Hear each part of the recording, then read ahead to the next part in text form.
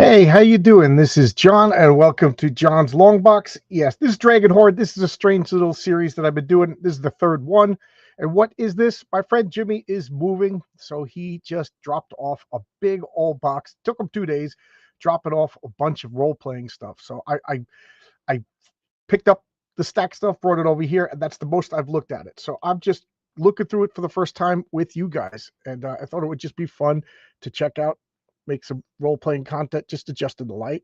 I must have knocked into it. It looked like it was about to fall, and there we go.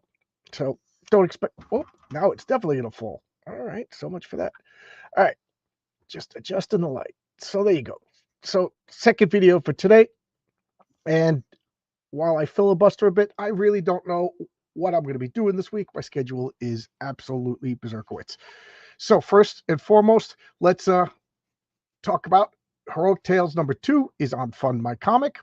It's 2 complete stories, $10. The Adventures of the Patriarch as he delves below Science City to rescue a child that was abducted. You know, an homage to Blue Sky superheroes. You know, we're not doing the Invincible thing where they're all bad guys. It's not The Boys. It's if you haven't seen it in Bronze Age, Marvel, or DC, you're not going to see it in my comics. It's good guys are good, bad guys are good. True conservative hero. He's a beloved father, devoted husband, protector of his city, and this drama, government mistrust, you know, things like that. Bad guys are bad, you know. So there you go. And let's see. I got a invite. It's always nice to have somebody in here. Rules are turn on your camera if I don't know who you are. That'll prevent shenanigans. And even if I know who you are, I like to talk to faces. And keep it family friendly. Keep it family friendly. I know I curse sometimes, but whatever. You know you're going to have to play Rifts at least once now. I know. This is Arkham. How you doing, Arkham?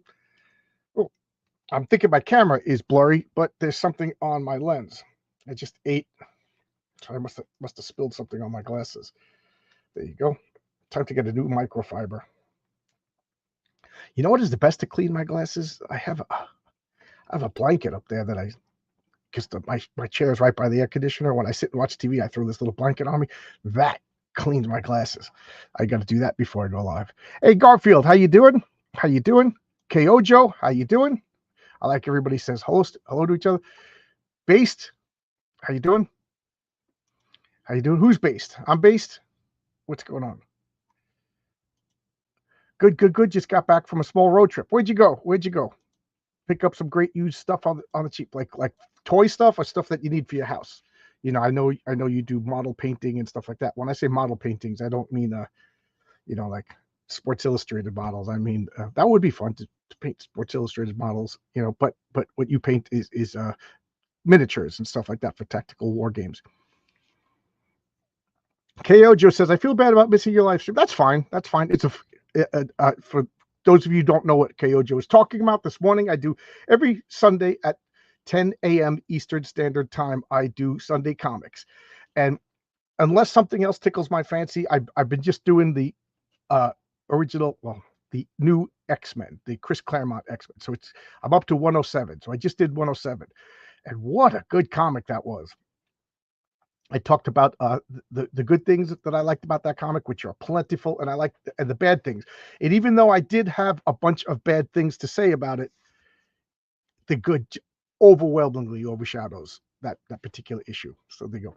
Yes, I'm based. I like when everybody I like when everybody talks to each other, makes it feel. I only finger paint Sports Illustrated models. There you go. So this is Rift Conversion Book. I have no idea what this is. It's a supplement for Rifts.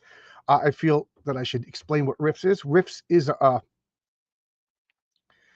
it's a role playing system, and what it is the something happened. I never played it, and to be honest, I have a stack of Rift books. I data mine the books for cool ideas and pictures and things like that, but I never played it, and I never sat. These books are dense. You'll see. I never actually sat and read it, but what it is like. Dimensions open up and things come out. So one dimension is like sci-fi, another dimension is superheroes. So it's just like a dog's breakfast of all different all different creatures. You can have mythology, you can have superheroes, you can have cyberpunk, you can have this. Believe it or not, steampunk wasn't a thing back then, but there was like a proto steampunk. So yeah, this is an open invite. There's I'll throw the link into the chat again. And if anybody wants to come in, it's just fun to talk. It's fun to talk to people. That's what this channel is supposed to be about. This is a proxy for conversation. Believe it or not, I enjoy talking to people.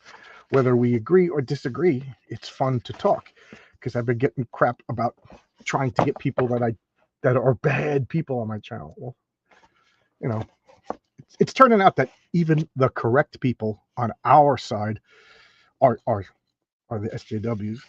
Yep. So these Rift books, like I said, these are so dense, and I don't like the graphic design of these books. You know, it's not I don't know, easy to tell where things end and the next stuff. And another thing is the art is pretty sparse. I mean, when you get if you're playing Rifts, if you bought this as a resource book, you are getting your money's worth. So this looks like how to convert Dungeons and Dragons into Rifts. Okay. Integrating SDC characters into Rifts. Oh, okay. All right. So this is, oh, okay. Let me look at this table of contents over here. General rules. Okay, so this is turning Dungeons and Dragons. I was hoping to see if I would see any Village Vigilantes, Monsters from Beyond. So this looks like it's all turning fantasy races into Rifts. And speaking of fantasy races, here we have a fantasy race. What would you most identify with? Elves, dwarves, orcs, tieflings? Ooh, that's a good one. Old school, I would say I'm a little bit more on the dwarf side. I was going to say that, but yeah, I didn't want to not misgender you. Species. Stubborn, pig-headed. When it comes to my art, it's kind of, yeah, I'm very into it, you know. Oh, your conversion book that you're looking at, by the way? Yeah. It was one of my favorite books because... Oh, you have this? Did, past tense, long time ago. What it did is it took all the Palladium universe books, Mutants and Masterminds, what was it? Heroes and Super Spies, TMNT, Robotech, all the books that Palladium had access to. This is a giant conversion to convert those other books into Rifts. Okay. Oh, that's funny. Last time you were on, we were talking about chimeras. Like, this is how a chimera is kind of described in Greek mythology. Yep. You know, it doesn't have the three heads. It's just three different creatures mushed together. Hey, John, want to see something very cool and ironic? Sure. Remember a couple of weeks ago, I was telling you about a comic book where a bunch of superheroes and villains were forced into a match where they had to kill each other, and they didn't know why. The memories. Yeah. I went to a local bookstore, hence on my road trip today. I found the first book for $10. Deathmatch. Yeah, it's by Boom. Oh, Paul. Okay, Paul Jenkins is a good writer. I like Paul Jenkins. It's good. It's good. And then I got this for $20, the hardbound. Oh, Came in America. Okay, I never got it. I no disrespect to any of those creators, but I just don't like that American manga style. You know, it just doesn't appeal. Yeah, I agree with you because this with Common America, it kind of reminded me of a series called Gold Digger, if you remember that one. It's funny that you said that because I have like 30 issues of Gold Digger in my 2-read box. One of my buddies, when he got married, he decided to grow up and he gave me like 6 boxes of comics. And I keep putting off Gold Digger because I just don't like that art style. It grows on you. You can tell it's American manga style. But I like that he's not trying to 100% reproduce Japanese art, Japanese traditional manga. He doesn't make it semi-American, and I kind of like that they're doing that to keep it its uniqueness. I do, even though it might not be something for me, I do admire that they're doing that. They're making their own unique art style in a way. Manga-esque, I guess you can call it. Zach 10, good, good. I can rest easy now. I get nervous whenever I stream, and I don't get my blessing from Zach 10. So there you go. And believe me, more so than most, I need a good blessing. Got a bunch of stuff to send you. D&D playbooks. Oh, great, great. What geeks do? Do you have my address? Reach out to me on Twitter. DM me. If you reach out to me on YouTube, odds are I will not see it. A couple of people try to send me messages through YouTube. And I'm sorry if I don't see it. Twitter is probably the best way. Or email me at johnslongbox@yahoo.com. There you go. Usually if I have to get John's attention, that's not while he's streaming or something. I usually do it through X. It's easier to get it. Because one of the things I do is I load up X, because that's kind of how, like, it's the easiest way for me to, like, I got an image, I'll throw it up on X and then bring it up. It's just I'm used to doing it. So what is this? The Advanced Dungeons and Dragons Destiny of Kings. So this is like I guess a module. Yeah, okay, this is a module. What year is it? I'm mostly interested in what years these are. So where is this? Canada. I don't know. The writing is so small. My old man eyes.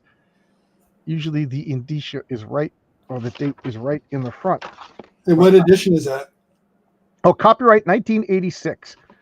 This is Advanced Dungeons and Dragons. So it's a little high on your camera, so we can't see the top. So that's why I was asking. Advanced Dungeons and Dragons. So this is there was Dungeons and Dragons, then there was Advanced Dungeons and Dragons, and then there was Advanced Dungeons and Dragons Second Edition. That's where I ended. So I started literally at the red box of the original Dungeons and Dragons. Then there was Advanced Dungeons and Dragons, back. But before that, there was like a smaller edition that I guess I didn't get. Where they were called Fighting Man, and Elf was a race and a class. Hey Matt, how you doing? Matt, this is an open invite if you want to come in. I don't know, Matt. Did you ever play Dungeons and Dragons? I usually talk that about every guest, but these modules are pretty boring. So I'm just showing this and moving on to the next thing. What is this? Okay, this is a big old fat book. Okay, this is Palladium presents South America Rifts World Book 6. Oh, what are you showing? What are you showing there? Oh, it's my old book. Yeah. I still have it. That's Errol Otis art. That's when you first showed me your art. That's what I compared you to was Errol Otis. Hey, that's a compliment. I was going to say that ain't no insult. That ain't no insult. I love Errol Otis art. Errol Otis did all of those squiggly. Yep. Squiggly. I think he's the one that first designed the Illithid, if I remember correct. He was the first one to draw. Makes sense. I'm working out. Oh, Matt says he never played D&D. Well, as my joke goes, my continuing joke, when I hit $100,000, and I'm talking one campaign here, so everybody, fund my lifestyle. That apparently funding my lifestyle is the new CG thing. Right. So fund my lifestyle. You know what my lifestyle is, Arkham? My lifestyle is playing Dungeons and Dragons, eating Five Guys burgers, and talking about comic books. So apparently that's what crowdfunding is you need to fund my lifestyle. And if I got to talk to my wife, because my wife doesn't understand that my lifestyle also includes South American maids. In lingerie, but fund my lifestyle, everybody. So that fund my lifestyle. John, I was a big fan. See, I love all. Excuse me. I love all these source books myself, and I gave this little history lesson, and I was on Lord Rap to Jesus, and somebody in the chat accused me of saying the same things over and over again, and I was like, I agree. I'm getting tired of saying the same things over and over again, but I'm not that interesting. So, that's what we do. I played Dungeons & Dragons like pretty much from the beginning, or at least from the red box. I didn't play with Gary Gygax and those guys, but from the red box, and up until I left New York in 1993. So, my friend Jimmy, who was one of my original players, he played with another group, this guy Roy of Dark Alchemy Limited. They met at a dojo. They were training together for martial arts, and they played. And Jimmy looks like I'm getting the feeling, because this is so much that other people must have given Jimmy their stuff when they quit, because I'm seeing doubles of stuff. But anyway, now Jimmy is moving, he's giving me his stuff. I moved back to New York in 2000, so I was 7 years. I was away playing with another group, and the art jammed on, but I never played it. Yeah, the art I jammed on, but I never played. John has to live out this. Don't question his authentic lifestyle. Yeah. I think we're gonna have to get at least some sort of game going in with Matt's gonna have to play at least one digital game. I already told so I started this joke, but I didn't finish it. So when I get to 100,000 K, one campaign, the stretch goal is, if you work on my book, you're automatically invited.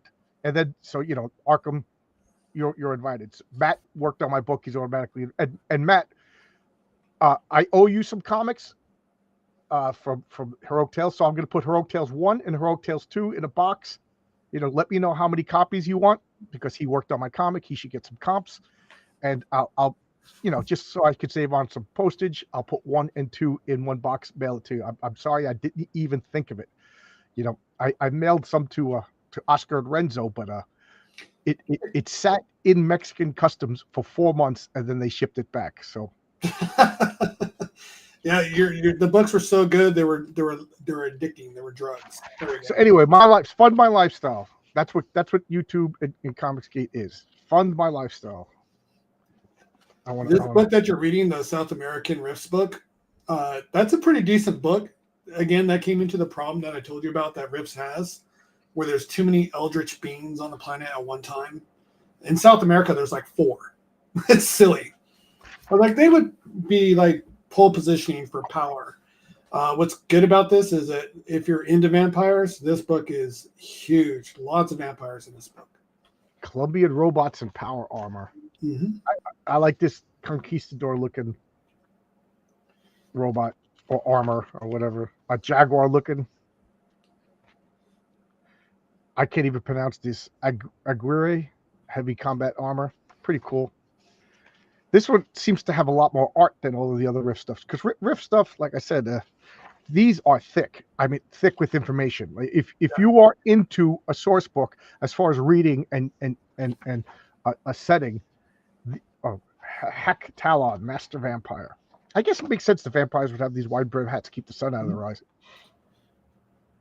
But that is cool. That I like.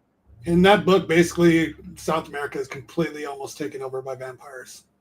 Ooh. King Kryang. That is pretty cool looking.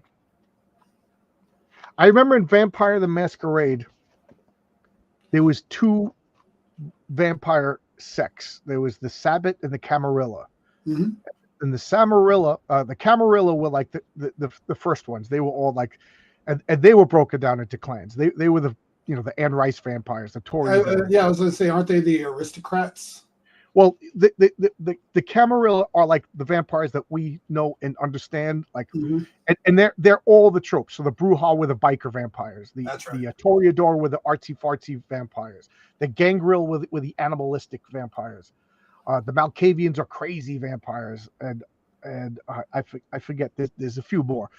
And they all had rules, and they lived by secrecy and things like that. They had respect for other clans and blah blah blah blah blah. But then there was the Sabbat, and the Sabbat were like there was, if I remember correctly, there was only like one type, and they were like enemies of everybody, including other vampires. They were like demonic vampires. Yeah. And at first you couldn't role play them; they were only bad guys. And then I don't know if you could or the rules, but all role playing rules are and the Sabbat were like communist vampires. You nothing was personal. Like you didn't set up your own fiefdom or anything like that. You owned nothing and liked it. It was like a vampire cult. I didn't like them. Level 4. Yeah, okay, it looks like we've got past all the good art. That's cool. Oh, we got a bunch of viewers. How you doing, everybody? Say something in the chats. Pop in if you feel like talking. Just keep it family friendly, and have a camera. That tends to stop most of the shenanigans. Okay. Stops the shenanigans mostly. This is Dungeon Master screens. Oh, okay. So this is Advanced Dungeons and Dragons, like screens and stuff. Cool. Okay. For those of you who don't know, if you never played, the Dungeon Master sets up a screen. It has all the pertinent charts and everything. Like, oh, THAC0. How's that? The superior way of combat. 2-hit armor class 0. Yep. I had a major problem with just armor, the way armor was done in Dungeons & Dragons. Like, armor doesn't make you harder to be hit. Armor makes you harder to be hurt. Yep. Like, for me to hit you with the sword, especially a guy in plate mail, I could hit you. You know what I mean? You ain't jumping over a sword, especially in full plate mail. You know what I mean? Like, you are getting hit. Odds are, unless I'm completely like dazed or whatever extreme circumstances, even in a fist fight, I'm hitting you. You know what I mean? You're hitting me. That's the way fights go. Nobody just, like, unless you're 7 years old, you know what I mean? And you do that Windmill Three Stooges fight. Like, if you're in a fight, you are hitting each other. What the armor does is it reduces damage. And that's something I would like to work out to when if I ever get around to doing my, Heroic Tales as a role-playing game. You pretty much always hit. Unless it's ranged weapons, shooting an arrow, you're not always going to hit. But when two people are squaring off, the Thing and the Hulk, they don't whiff. Unless you're fighting the Flash or Daredevil or a guy known for agility, you know what I mean? But that's always possible with superheroes. I'm talking about basic guys. Two knights going at each other. Their swords don't whiff and miss. Their spears, you know what I mean? Mm-hmm. The phalanxes of Greek. If you watch any knights go at it, they're constantly beating the crap out of each other. They're not even parrying. They're literally just getting hit constantly. Bam. Right. And mostly it's, the Society of Creative Anachronism, I guess that's the old term, but like, what do they call it now? There's a newer. That's how we used to call it. Yeah. The SCA was what I remember with my buddy Cody. And, I can't think of it now, but, there's two guys on YouTube that sword fight so well and reenact moments in history with sword fighting so well. It honestly looks like they kill each other. They're that good. But they usually fight until one of them is exhausted. I mean, obviously they're not trying to kill each other. Okay, High Lord Zart's got some. The Camarilla was feudal clans. Okay, thank you. And the Sabbat were vampires who gave in to the beast, the deep. That's right. So the feudal clan in this is Vampire the Masquerade, the role playing game. If you were Camarilla, that meant you still, in some way, shape, or form, you were hanging on to your humanity. Yeah, even the Malkavians didn't want, but the Sabbat totally gave into the bestial nature of the vampires. That's right. Thank you. Seems like all the evil species fantasy creatures become playable after a while. Yeah, like, okay, Ark, if you're an old school guy like me, what do you consider the playable races? Well, going by what Zart, I'm sorry, I'm gonna look at your name. Zachtan said, he is 100% correct, right? Almost everything can be playable nowadays with modern D&D.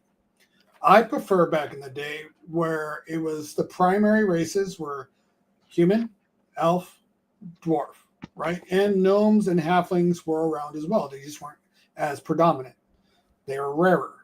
And then every race past that is detrimentally rarer. As the further you go away from the human perspective, the more rare those races are. The chance of playing a drow character, however you want to pronounce it, back in the day, you just didn't.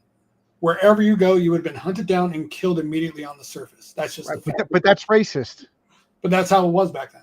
Right. Well, that's still how it should be in that time period, because the drow are inherently evil at birth. It's a genetic thing. It's not anything to do with their race. It's a fact is they were cursed by a god. They don't have a choice. They have to, I think Dritz literally almost had to be killed and almost reborn to break away from it. It's almost impossible for Dark Elf. Have you read those books? I was always interested in reading the Dritz. I read them. Again, I'm 53, so we're looking almost 30 years ago, maybe even longer. I do remember thoroughly enjoying at least 3 of the books, the Driss Stewart books. Are they written by the same person? R.L. Salvador, yeah. If it's a Driss book and it's not written by R.L. Salvador, don't pick it up. Okay. Right. I, you know, I'm old school, so like I agree with you, like humans, but I typically won't let anybody play an elf in my game unless we've been playing for a while, because elves know secrets that are plot points. They've been around for hundreds of years, thousands of years, so they know more than the average human. I don't mind dwarves. Nobody wants to be a halfling in my game because it's not Tolkien. Right. So they are the weakest, so therefore they are horrible. I don't even want to get into what halflings are basically used as like cannon fodder and human sacrifice, because there's fairy races that take humans as a tithe, and the humans, they give them halflings because the fairies can't tell the difference. They just they're baby humans. So that's what the halflings are. Baby human so hairy. Yeah, they don't know. So this is Ravenloft. Okay, not a lot of pictures, but Ravenloft to me was D&D inspired by like Gothic fiction. So it became like more into role playing as opposed to hack and slash, or as people call it nowadays, the murder hobo. This is supposed to emphasize role playing. Like if you were walking down the hallway and there's a door, you don't just say you're walking down the hallway, you spot a door, you say it's a dark, dangerous corridor with must in the air, and like you make it, and then your players are supposed to like, you see before you a door carved of ancient. You know what I mean? You're supposed to get all Rudy Tooty, fruit and fruity, and it's supposed to emphasize the horror of it. And one of the things about it is the game is like more evil. So like, well, that in Ravenloft, you never wanted to draw attention to yourself, so you couldn't murder hobo. You did that, right? We already did the castle guide already. So here's 2 copies of the castle guide. So I'll like I said, I'll divide everything. Advanced Dungeons & Dragons, the Monstrous Compendium Annual Volume 4. Okay, so this should have good art in it. Yeah. Like, the funny thing about Ravenloft is I never played it because me and my friends when we were little kids, it was murder hobo running down the street. And then I just remember one day, I'm like, why are we doing this? Like, it was basically me and my friends doing a first-person shooter through talking. Like we never used paper. Like we drew maps myself, but the dungeon master never used maps and miniature stuff like that. It was always theater of the mind, and we talked about everything. So like it was just talking through a first-person shooter. And then later we wanted story, and then role play, and we've had a couple of sessions where it was all night. Me and my players. Like when I say all night, I'm talking like 4 or 5 hours. And we didn't fight any monsters. It was just like, they're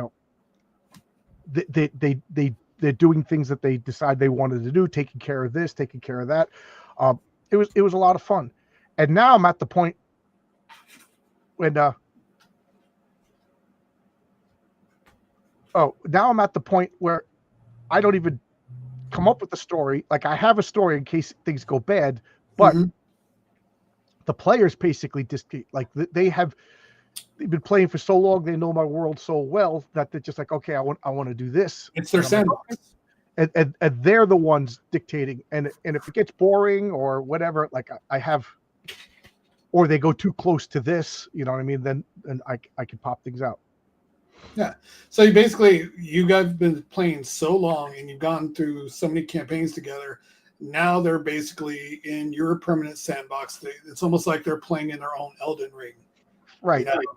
They don't have to go out and adventure that they want to go do something. It's like, hey, we never explored that castle. The one we found, 5 levels ago in that other state or this other country. Let's go back and go check it out. Yeah. Well, like one of them is opening up his own tavern. You know what I mean? So like literally people are going to laugh, but the adventure was tracking down the owners. They didn't want to sell it, convincing them to sell it, like, do they become strong arm tactics, or do they just get more money? You know what I mean? And then they ordered, okay, now they got a tavern. So now they want to rebuild the tavern. And then, of course, while they're rebuilding the tavern, a bunch of troublemakers come in and there's fights. And, there's one D&D campaign that's out. It's in 5th ed. It's probably, in my opinion, the last good campaign book they released. There's your monster, the Bulette. Yep, there's my baby. It's kind of a mutated one. Check it out. It's called Dragon Heist. Okay.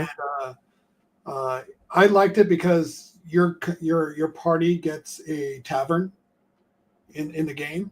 It's an option. You can take it. And they have some okay-ish rules in there. But yeah, for my players, we developed a whole economy on running that inn. When they go out on adventure, they have to get gold together first and make sure everything's paid off, so they disappear for a couple months on adventure, that all wages are paid and so forth. And it was fun. It's fun to see like guys worried about their tavern while they're out in the middle of fighting zombies. You're like, bro, don't worry about the tavern. You're fighting zombies right now. And it's just like, dude, we can take that chair and take it back to the inn and put it right underneath the fireplace. That'd be beautiful. And they were just constantly doing that. And I'm like, I liked it as a DM, and I didn't like it as a DM at the same time. You know what I mean? Did you ever have players who just didn't get it? Or like not getting it is one thing, but did you ever have players that were just disruptive because they wanted to be disruptive? Mm-hmm. How did you deal with that?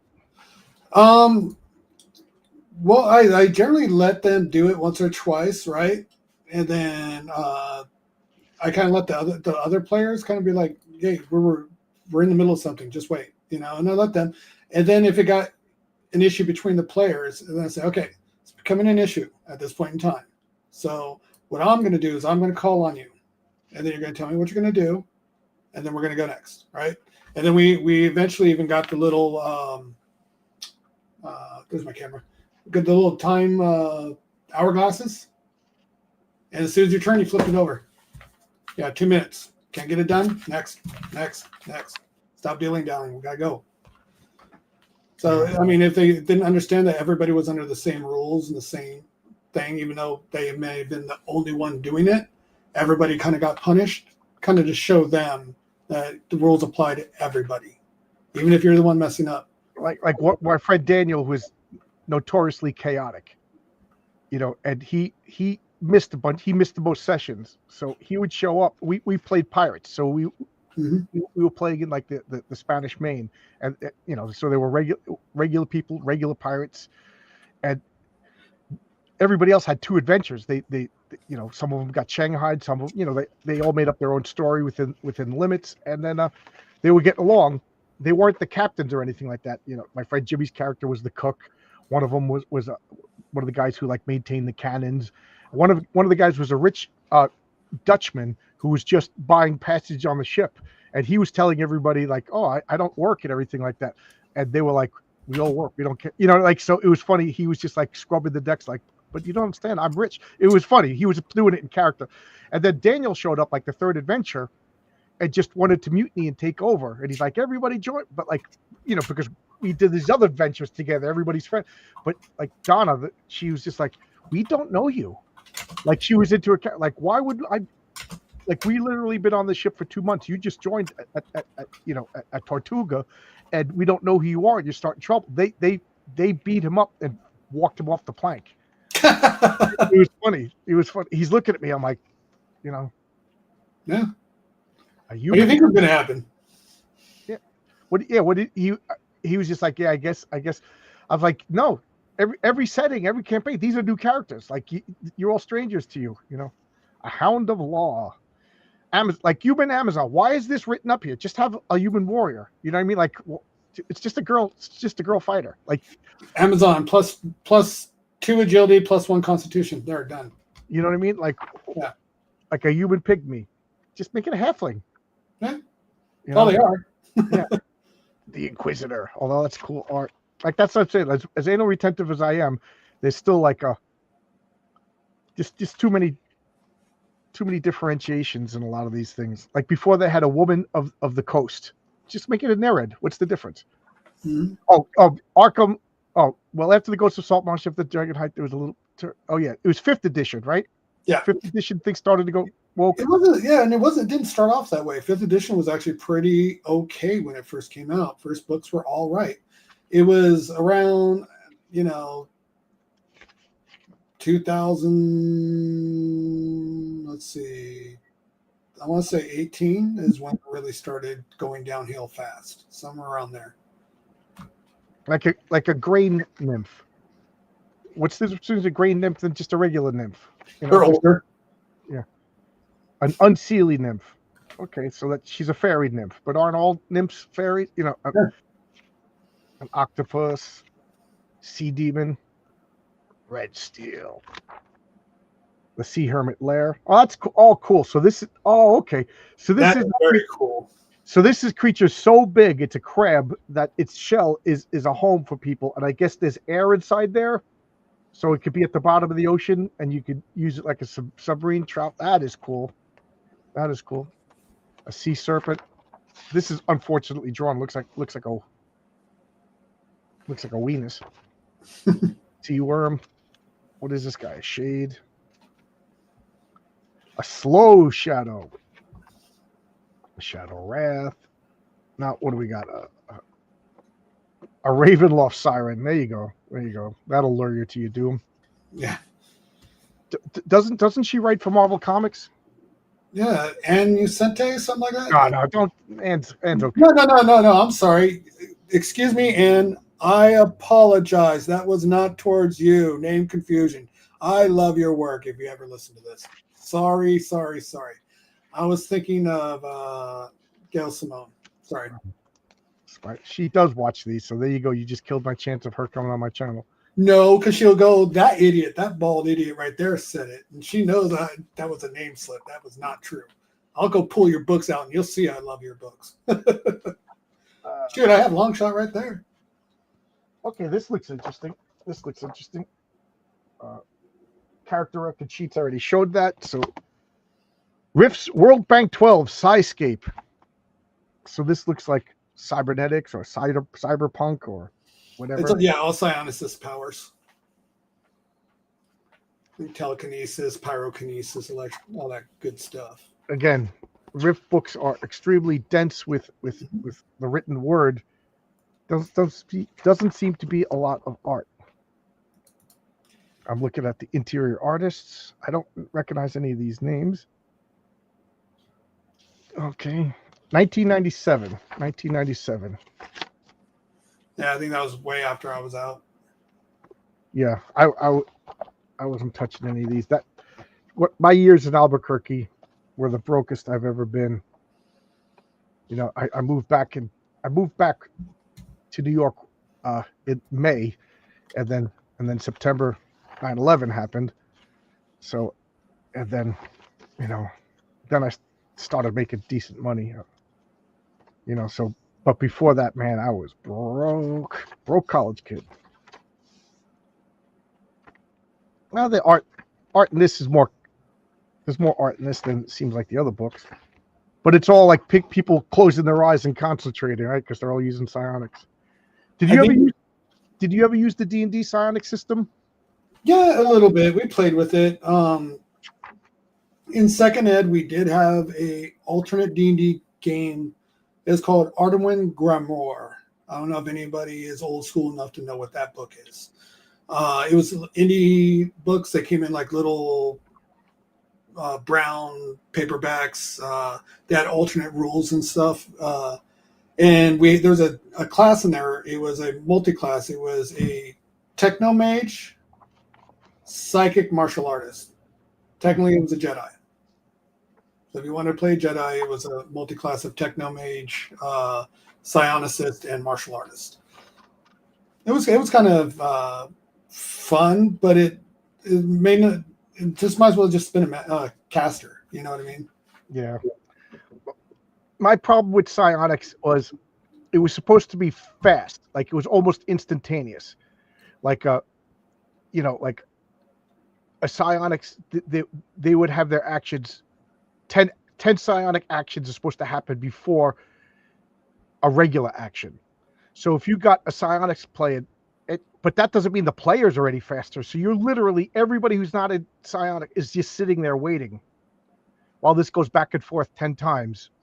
And then they swing their sword and miss. And then they go back to the psionist is going 10 times. So, you know,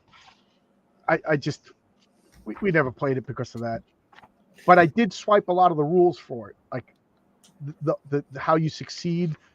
Like if your intelligence is 18 and you roll a 3, you succeeded by 15. That's the basis for my skill system, for my homebrew of Villains Vigilantes. Because Villains Vigilantes' biggest flaw is its biggest grace is its simplicity, and its biggest flaw is its simplicity. What book was that you're going through right now? Rift's Index. Okay. I was going to say a lot of that art is from the first book. I was like, wait, are you going through the first book? Like, that's not through the first book. But then you see the two guys sitting next together, and that was from the first book. Mike Gustovich. He did one of my covers. So I don't know what this is. Again, I never played Rifts. I understand. We've seen a lot of this art before. I don't know if this is just a compilation of other books or it is. I have two. If you need to find something, you can look at that. And go, that's what book it's in. You'll get it. Well, here's something interesting. Here is a Villains and Vigilantes source book. This is something that I would like to make. The problem is it would probably be digital only because I don't think Fantasy Games makes hard copies of their stuff anymore. Fantasy Games Unlimited is the company that makes Villains and Vigilantes. They still own it. And this was licensed with Eclipse Comics. So these are the DNA agents. These were an actual comic book that came out in the 80s. So I had to get this. First off, I was getting, when I get into something, I get into it all. So I got everything for Villains and Vigilantes. And so the numbering system, this is 2050. So this is the 51st product of the second edition of Villains and Vigilantes.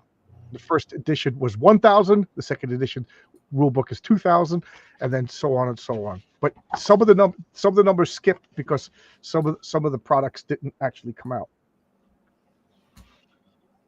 Yeah, so this is by Will Magnotte, I think is how you pronounce his name, and Marc Vanier, and used by Fantasy Games with permission.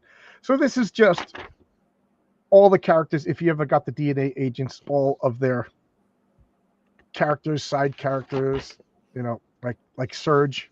This was one of the main characters in the comic book. Tank. Now Tank has a really cool weakness. In the comics, he can't feel pain. So he could literally be punched in the face. He doesn't feel pain. So I was talking about that. So my friend Lance, when we were playing, he's like, "Oh man, I want that power." So I was like, "But you understand it's a weakness." And he's like, and it was funny because like, okay, so he made it up. I don't feel pain. So what did that mean? I kept track of his hit points. So he had no idea how many hit points he had and didn't have.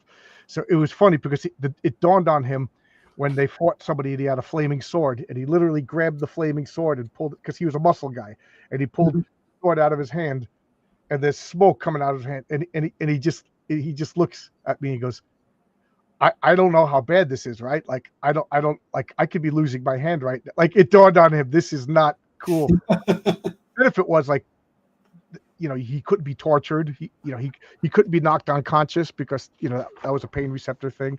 Like, so there was benefits to it, but he had absolutely no idea if he was on the threshold of death or not. Eric the Guapo is here. How you doing, Eric? Why can't I? Okay, there we go. That's a sad thing about people that have that in real life too. Yeah, some people do have it. That's supposed to be if you read the comic book of Kick-Ass, he got beaten so bad with baseball bats. They basically shattered every bone in his body, and then it dulled his nerve senses. So he's like, kind of in the comic books, he's a little resistant to pain because he has such bad nerve damage. So that's why later on when they're torturing him, he can withstand. I don't know if they made that clear in the movie.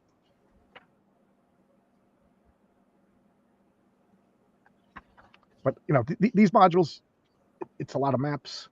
I find Eric wants to know where's Warhammer. There is no Warhammer in this stack, as far as I know. No Warhammer in this stack. I don't think Jimmy ever played Warhammer. This is all the stuff that Jimmy gave me.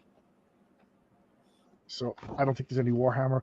And this is supposed to be you cut out these chits and you play. So each chit is exactly an inch square, and you're supposed to play on a grid map of each inch equals 5 feet.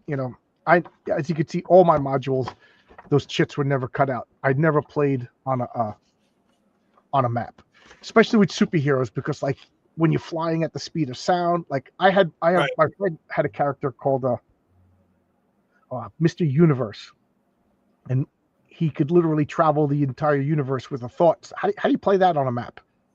So he was like fighting a guy. It was like Doctor Strange. Like as in between turns, they were like fighting in between the rings of Jupiter, and then like on the fringe of the event horizon. Like he was trying to trick him into using the environment. That was such a fun fight, But every once in a while, I'll be like, we're playing with ultra powerful characters. So all my players have like a vigilante character, meaning no powers, just skills.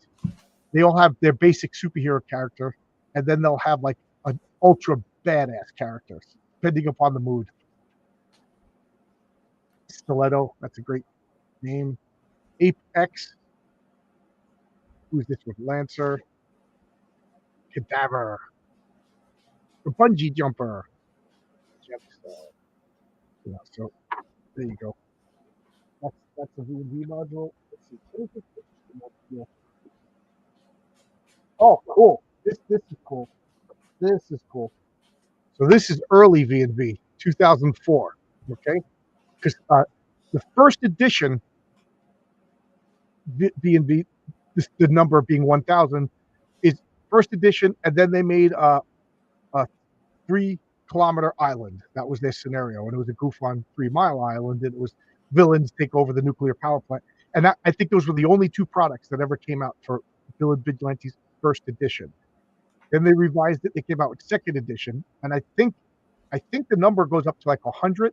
But keep in mind, some numbers just they allocated the number, and then that product never came out, so you'll never collect them in order. But this is so 2000 is the original rule book. 2001 is Crisis at Crusader Citadel, and 2003 is the box set. So that box set of the rule book and the module. So this is the first standalone Villains Vigilantes product. That's not the rule book. That's the same old D&D artist, right? This guy? Yeah. This is Bill Willingham, who's probably most famous now for Fables, but he started out doing Dungeons and Dragons art. He did Dungeons and Dragons advertisement in Marvel comic books. So I always liked this guy's art. So I'm not joking when I say I like Bill Willingham before he was even doing comics. I remember his like 1-page snippets in the back of the books with like a warrior with a black helm. Yeah, those were Green Slime, Charm Monster. Yeah. When you go to Comic-Con, it should be fun to schedule a game like this with some of the backers. A quick camping out could last an hour or two. Oh, more than that. It'll take an hour or two just to make the characters. And plus we'd have to we'd all have to like decide to make characters before we go. No, kind of con where we're all at. No, because if we're playing my Village Vigilante, it's all house rules. You know what I mean? So we'd have to make it up there. If you're interested, there is a playlist on. I have a role playing game playlist, and you can see that there's a 4-session from character creation, the actual adventure, and then getting the experience points and leveling up. All done. My buddies over at Dark Alchemy Limited came over and they edited it. They did a pretty good job. We keep thinking about doing that again. Maybe me as a player in a Dungeons & Dragons. I literally haven't played Dungeons & Dragons in like 30 years. It would be fun to play. But I agree with you, Arkham. I would like to do that. And I think like Heroes Con, that might be the time and place to do it. I got to look up the date. I got to look up what my work schedule is going to be. And I can't plan anything until after July 1st, because that's going to reset all my time off, because of the accident and all my time off. I literally have no more time off. I used my medical leave, my your family. I used all of that stuff being out of work with a broken neck. So it all gets reset in January. And I could, some jobs you can't leave. Like when I was at the hospital, like we can't leave. This is a schedule. We got to get this done. You know what I mean? Some jobs are like, yeah, this is a 3-year project. You want to take off for 2 weeks? Who cares? You know what I mean? It all depends on the job. You know, that's one of the good things about my job is it's always flexible. It always changes. The bad thing about my job is it's always flexible. It always changes, you know? So anyway, back to this. This is The Island of Dr. Apocalypse, an action-packed adventure by Bill Willingham. And he made this module, meaning it's a story that you could play. You bought. Look at this. Oh, geez, there's a whole page cut out. Oh, geez, Jimmy, what did you do? So it's 1982. That shows you how old this is. And it's funny because Roslyn, New York, not too far away from where I grew up. So I used to go to Waterloo was a game store in Roslyn, New York. And when we were little kids, I mean, this is before we could drive. My friend Carl's dad used to drive us to Waterloo. He used to love it. And it was miniatures, paints, all the stuff that you like. And then you'd go there. Jeff D and Bill Willingham were working there. You know, so I met Bill Willingham a million times. And then I told him that when he was doing his Elementals comic book tour. Of course, he didn't remember me. The older guys never remember the younger guys. You know? Right. So this is the island. It's in the Bermuda Triangle. This is Bill Willingham's early artwork. And here, you want to see something funny? You know what this character is with the R? Guess what this character's name is? Huh. The Raven. So I just last night I wrote the first Raven story. So chronologically, the first Raven story, I just wrote it last night. And I have a couple of friends reading it, you know, checking it out. And then I'll send it to Renzo. So there's a million Ravens. That's why I was like, I can't use Raven. So many people use the name Raven that nobody could sue. You know, no, it's right. And this looks nothing like my character, Raven.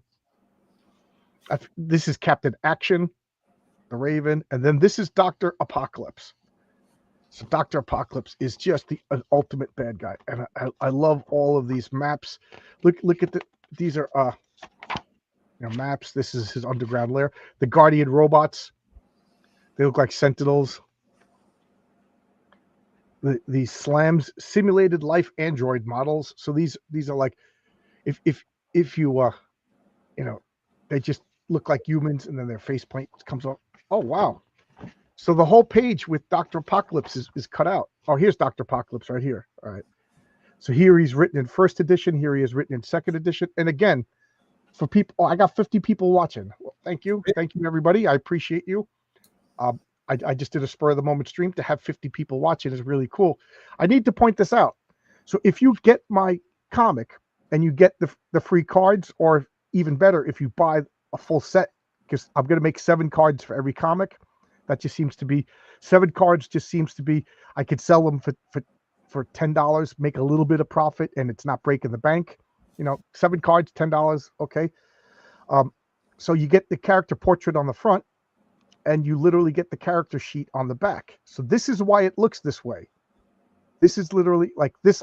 There's more room, obviously, but this is everything non-essential is kind of jettisoned. I tried to word it as sparsely as possible to fit it on a card. So that's why my cards look the way they do. Does it look bad? Does it look weird? Yeah. Why? Because that's the way it looked. This is a character sheet for the character. So, you know, I'm getting like a little defensive because a couple of people were busting chops on the guy who actually did the design for me. You know what I mean? I'm like, don't bust his chops. He literally did. And you can tell he kind of doesn't like the way it looks either. So he's like, but I did what my customer asked. And he's absolutely right. You know, when you go to the steakhouse and the idiot guy asks for a well-done steak, the waiter just cries that it's burnt, you know, the waiter just like drops it in disgust, but you can't get mad at the waiter or the cook. Raven better have some nice thighs. No, it's a male character, Raven. So this is Dr. Apocalypse. And this character, does Jimmy have the follow-up to this, the sequel? Because the sequel is the better one. Now I gotta look. He better have the sequel. Because the sequel has the Destroyers in it. It became the bad guys in the Elemental comic. So now I'm looking to see if Jimmy has the sequel or if he gave me the sequel. I don't see it. I don't see it. Oh, that stinks. That stinks. Oh well. Oh well. But the sequel has the Destroyers, who became the bad guys for the Elementals. Dr. Apocalypse became Saker, the main villain in the Eternals. So there you go. There you go. I got something that I thought you would like to see. Because you were asking. Okay, this is this the original Riffs book? That's the original Riffs book. Okay, so let's put that out. So this is where it all starts. Look at this. Jimmy must have played Riffs a lot because it looks like he laminated it. So no, that happened to everybody's book. Oh, okay. So this is the original Riffs book, a complete new role-playing game compatible with the entire Palladium books. So Palladium books had a system, and then you could just plug and play whatever you want. You want fantasy, ba-ding. You want superheroes, ba-ding. You want cyberpunk, ba-ding. You basically want Warhammer, because that's kind of what, the Riffs are, these evil demons that come out. You know what I mean? You could. They had license too. They had TMNT, right? They had Robotech, license-wide TMNT, Robotech, and I think they had one over. But you're absolutely correct. They had their own superhero game. They had their own spy game. Arkham, we got to grind this to a halt and address something extremely important. Eric the Guapo says that well done is the only way steak should be made. Eric, with some steak and ranch on the side. Don't let people. I'm already getting enough crap from the Comicsgate guys. I don't need more crap from the rest of the universe. So, what's going on? I will tell you my steak story. My grandfather built. My grandfather, he moved upstate. He was one of these live off the land kind of guys, and he had this amazing garden. He always grew these big, beautiful tomatoes, and whatever. He had this huge land, literally in the mountains, in the Hunter Mountains. It was huge, and bears would be, he'd be out with a gun chasing off the bears and stuff like that, foraging through his garden. And he had a big steak pit, and he would buy fresh steaks from local farmers and grill steaks. But he burnt the crap out of them, like all of this. And the steaks, I just didn't like them. You know what I mean? They were like tough as leather. I don't know if that was just, I don't know. So I didn't like steak. And I just was like, we would go to steakhouses. I'd get a burger. I'd go to my friend's house. He's literally making flavor. I was like, I'll make a burger. I would bring burgers rather than eat steaks. Till one day, my friend Terry, who died at 9/11, said, John, enough is enough. You're an adult now. You're not a kid. I'm making you a steak, and you're going to like it. And I was like, you know what? All right. It's funny. Another thing I'm getting busted on is self-reflection. Like I'm starting to, think about things and change my opinions about things. So I was like, all right, I'll try. He made me filet mignons that medium rare. Oh my God, they were awesome. He did the baked potato. He did the asparagus. It was awesome, and he grilled it in his backyard. Now, every once in a while, I'm not a big steak guy, but every once in a while, I'm like, I want a steak. So I told my wife that. She goes, I'm going food shopping. Anything you want? I go, if you see a nice steak, pick me up a steak. And she's like, it's going to be a waste of money. You're going to ruin it or whatever. You know what I mean? And I had a cast iron skillet, and she got me a T-bone steak. And it was so big and good looking. I was like, I don't want to ruin this. I don't want to ruin this. So I watched like YouTube videos, how to make the perfect steak on a cast iron skillet. Mm-hmm. Oh my God. I cooked it, and I sat down. Butter and garlic. Butter and garlic. As I was eating this steak, I was like, this is like, oh my God, it was so good. That was the best steak I've ever had in my life. A little rosemary and thyme on it while it's cooking, so it ferments. Yeah. When I bought this house, we got a new washer, new dryer, and a new refrigerator. And I was like, "You want to throw in a grill?" They threw in a Weber grill. There you go. And so I got a Weber grill, and it was off the because it was already assembled. You know what I mean? I cleaned it up, and I tell you, I cannot grill a steak as good as the steak I could cook in the cast iron skillet inside the house. I can make a burger and stuff. Well, with cast iron, the secret with cast iron is it spreads the heat evenly, right? That's the secret of cast iron. That's what's so good about them.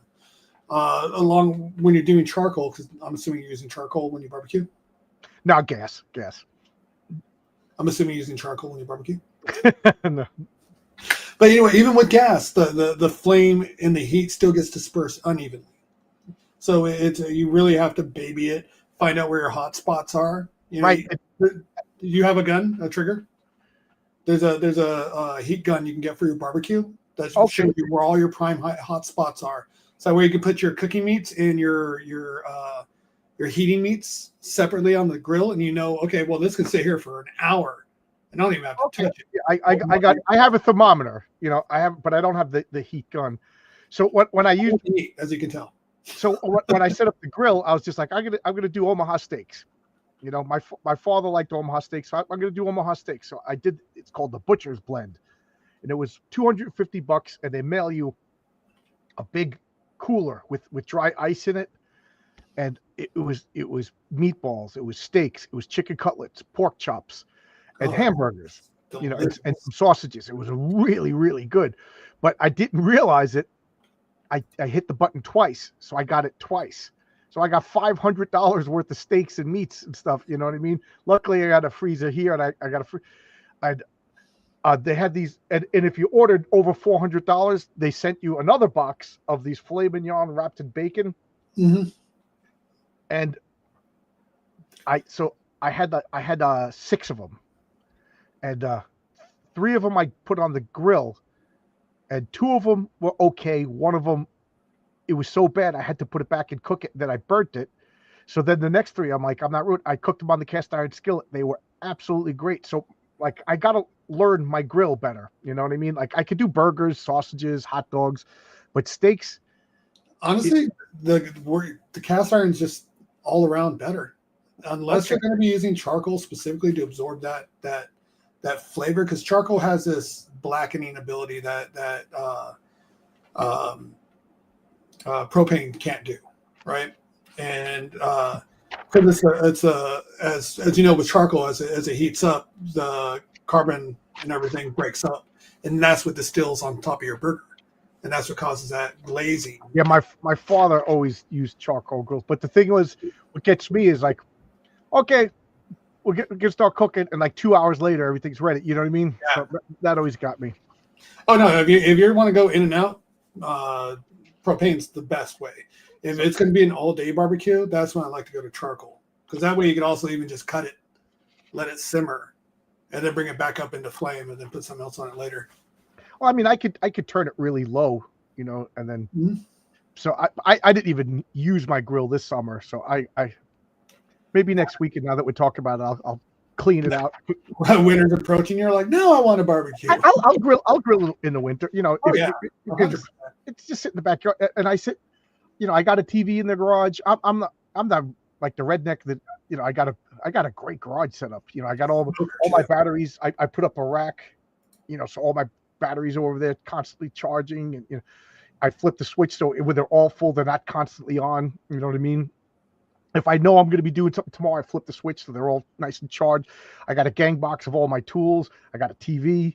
You know what I mean? I got a workbench, and then I open up the door. There's the grill. So even if it's cold out, I could sit in the garage, watch the TV, walk over. The only thing I don't have in my garage is the beer cooler.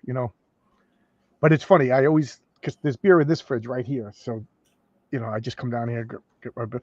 But my deck was built in like 1968, and it's not long for this world. So that was going to be my next. That was what I was going to do when I was out of work. When jobs end, you could be out of work for a couple of weeks, even a couple of months if things are slow. I was going to rebuild my deck, but I couldn't do it while my neck was broken. So, one job ended on a Friday. They were like, okay, you get the layoff. It's just because that's the job ends. That means you go down to the hall Well, nowadays since COVID, they're afraid of everybody. You just call them up, and they give you, and they're like, could be 6 weeks. So I was like, all right, I'm going to take 1 week to be sleepy and lazy. They called me. I went right back to work on Monday. I was like, damn it. After that message I sent you after I got let go, it's the only thing in the motorcycle industry. Winter, they cut a lot of the sales guys. So Right. I walked into a local pub, talked to them because I saw that they were hiring servers and bartenders. That's what I used to do. I used to bartend all the time. And I talked to her. He goes, "Yeah, we really need somebody. I'm working every weekend." Those are the Samus armors. Loved them. And the glitter boys too. When you get to those, glitter boys look really cool. She's like, "No, I need somebody now." And I'm okay. She goes, "Wait, you just work for Harley Davidson?" I was like, "Yeah, of today." And she goes, "My RV place we lost 2 people. They moved out of state. We need somebody now." I'm like, "What's your commission like? What, give me some information. Give me something to chew on." It's because our average sales guy throws out 10 RVs a day or 10 RVs a month. I'm like, "What's your percentage?" She's like, 25 on top of cap. I'm like, that sounds really good. What's the catch? That's too good. Well, 25 on top of cap. So say if the RV is $34,000, right? Cheaper one. We get it for 28. Well, the cap on that is only $6,000, right? So I'm not making that much money. But I'm going to go down there Wednesday. I'm going to bring in my resume and just sit down and talk with them and see. I'm like, it sounds almost a little too good to be true. I would expect 5 or 6. 10 sounds really good. 10 sounds about $7 to $8 grand a month. So there you go. That's all. Cool. Get an RV. Me and my wife always thinking about that when I retire. Maybe just not even own a house. Just live. Get a PO box for an address, and then just drive it. Live in an RV. Mm-hmm. Just travel around, meet everybody, play role-playing games, do YouTube.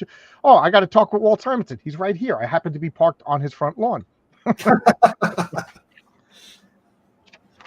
Oh, so this is so this is all the devils. I don't like this. I don't like the way they're drawn here. I don't like this artwork. Very, very. It's like Vertigo, DC Vertigo. Vertigo or a Tim Burton-esque. Yeah. Was that a Dragon magazine you're looking through right now? This is Dragon magazine 223. Got you. I have a disc of I think it's issue 1 to 400 of all Dragon magazines. I bought the thing for like $20, so it's on my computer. It's saved as a file, and then it's impossible to find now. And I found out that the people that sold it didn't have the rights to it, so I didn't realize I was buying like a bootleg product. I feel bad. Dinosaurs. Go back to that dinosaur. Sure. Real quick.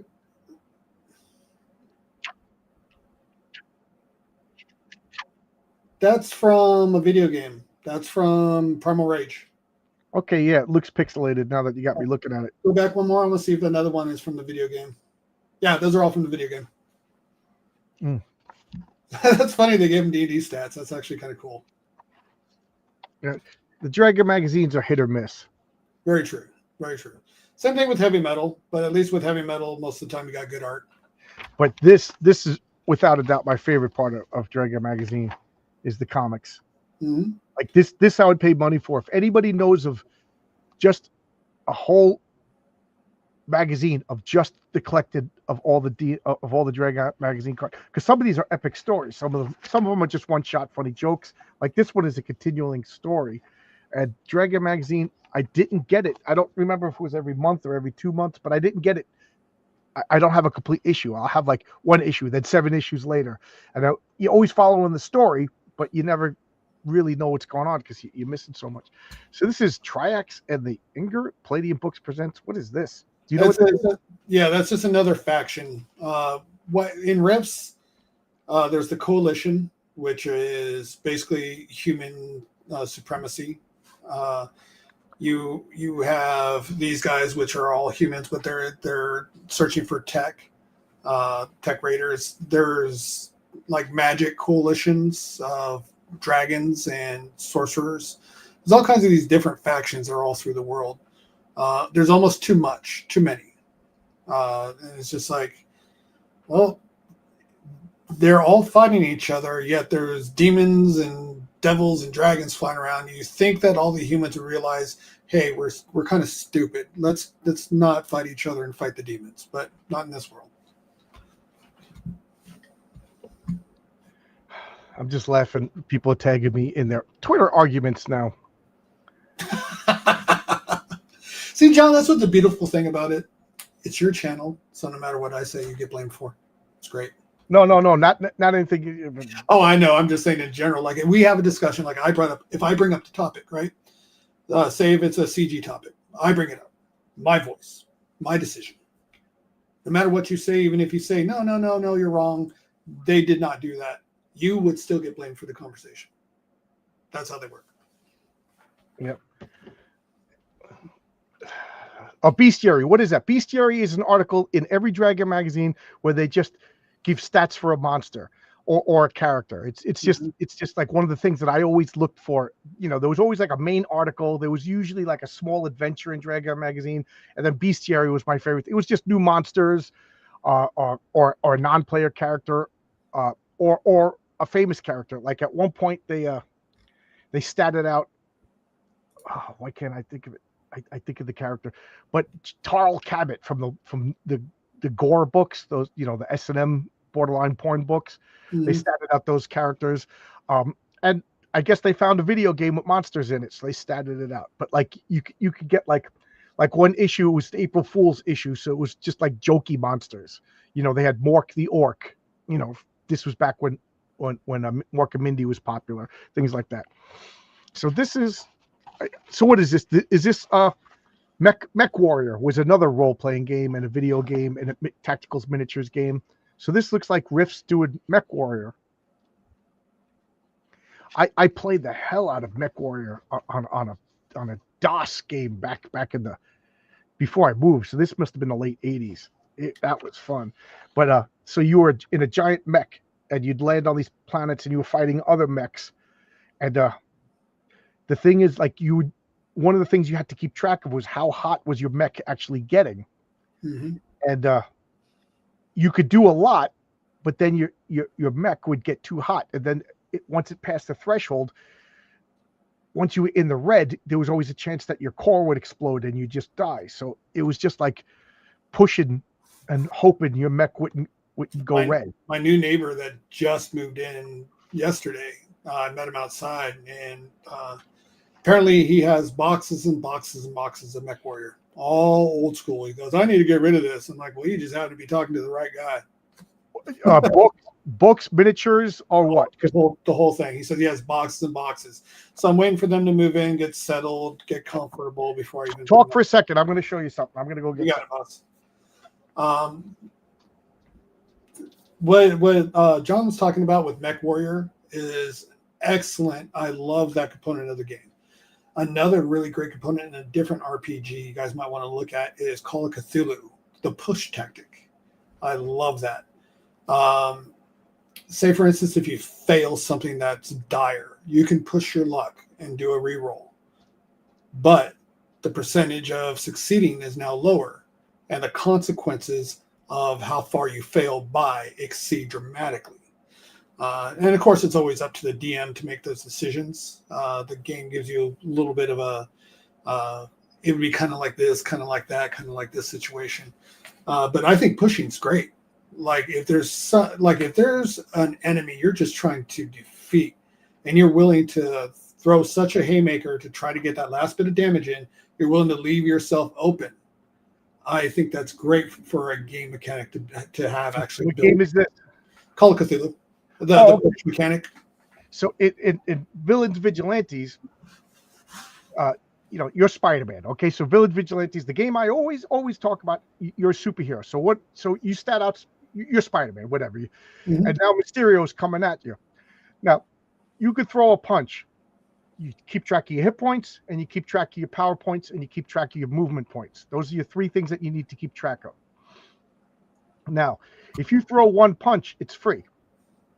But if you throw two punches, it costs 2 power points, but the rule is you got to hit them both or you miss them both, and that never made sense to me.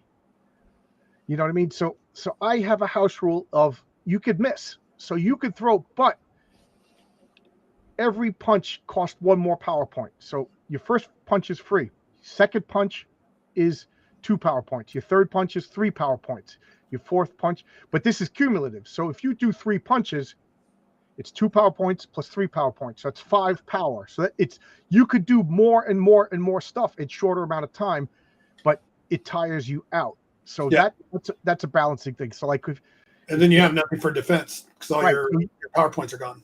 Right. So now you're exhausted, and that's how you die. But anyway, I wanted to show you this when we talk about Mech Warrior. I backed a crowdfunding game called Obsidian Protocol. Mm-hmm. And had I known this, I probably wouldn't have backed it. But it's all miniatures because it's a tacticals miniatures game. That's a Mech Warriors miniature game. And then since I crowdfunded, I got like 4 or 5 of these boxes, but it's all on sprues. So here's the cards that you play that show you how they work, and then the sprues, and you can customize everything. What's the name of the game? Obsidian Protocol. So this is the cavalry. I got like foot soldiers, and I got whatever. I got boxes and boxes and boxes of this. And it's a Chinese game. What's that? It's a Chinese developer, I believe. Yeah, it looks really cool, but I'm never gonna play it. I want finished models. I know you like to build them, right? Yeah. Yeah, we can make something happen. So there we go. Yeah, I'm looking at them right now and seeing if there's something that. If you're interested about it, we'll talk about it later. For sure. So what is this? Okay, enough with this. That's just Mech Warrior. Oh, I already showed this, or is? It's another source book. Okay. It's where it's going to have like little bits of other books that we looked at already. It's going to have a little bit of that data in it. Okay. Oh, vampires. Yeah. Whatever. Big old mechs. This is the guy that you were talking about who you tried to ape his art style long. Oh, he disappeared. I disappeared him. Yeah, I do like all this mech stuff. I do like this. Pretty cool. Ooh, that's gross. There you go.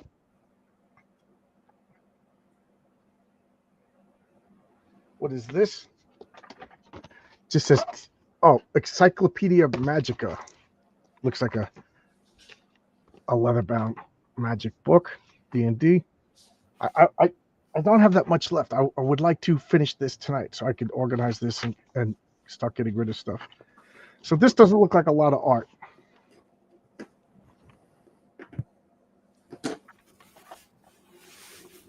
Actually, I like that image a lot.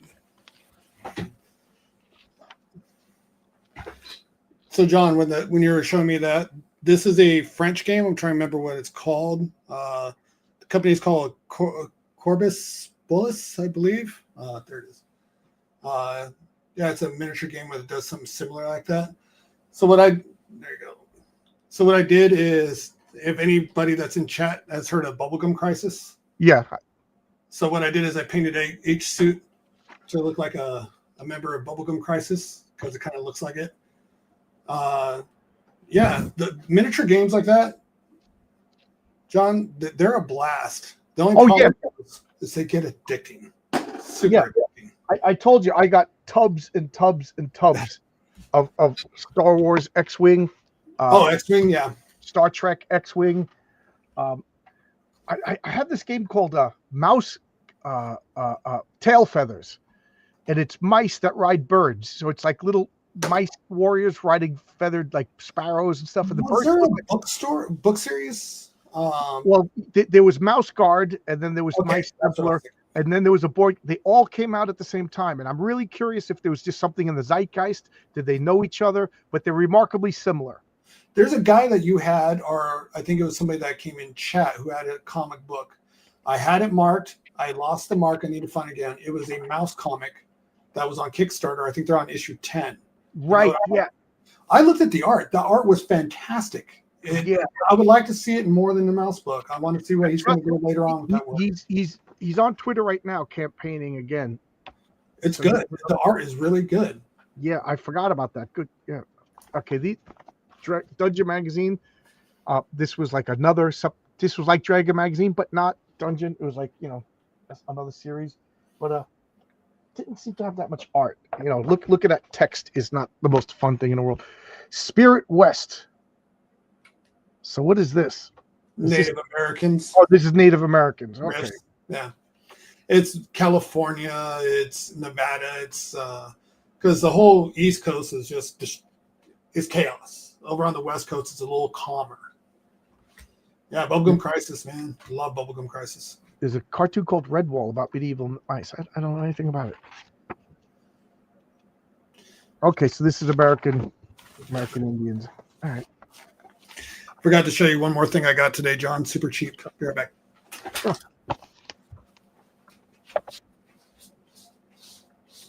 Nowadays they would get canceled because I'm trying to any of these people who write this did they hire a sensitivity expert? Did they do any of that?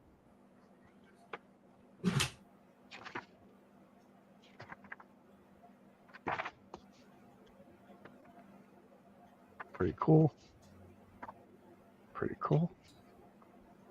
There you go.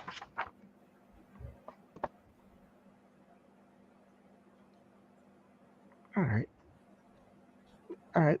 Some pretty cool artwork in this.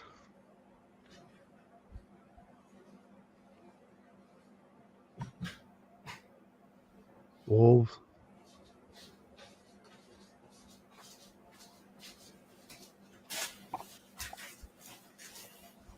All right. That's pretty boring. So at my local thrift store where I showed you where I got that those books really cheap. I think I showed you some books I got cheap about a month ago at this thrift store. So every week they have a sale. Colors go on sale, 75% off red today. So this was hidden in the comic books with the red label on it. Oh, cool. It was $35. I got it for $8 because of its half off. It is definitely not worth the $34. It's worth the $8 I paid for it. So I was hoping when I opened it up, it'd be in great quality, but I'm missing this issue anyways, and I would gladly pay $8, even in the condition it's in. So I'm not crying much. So this is what, humanoid mechs or something? Yeah, it's the Necron-esque faction robots. So did Palladium go out of business? No, I think they're still kicking the can down the road, trying to avoid that. I don't think they're producing much these days, if anything. But I don't believe they've given up entirely. I would love to see Palladium, Simon, Flying Frog, and a lot of these people really get their shit together because they do have really good games. They do have. I am a Simon completionist. Like, I don't get all of their games, but what I do when I get their games, I get everything. Like I still have like 4 or 5 boxes of Hate that I've never played yet.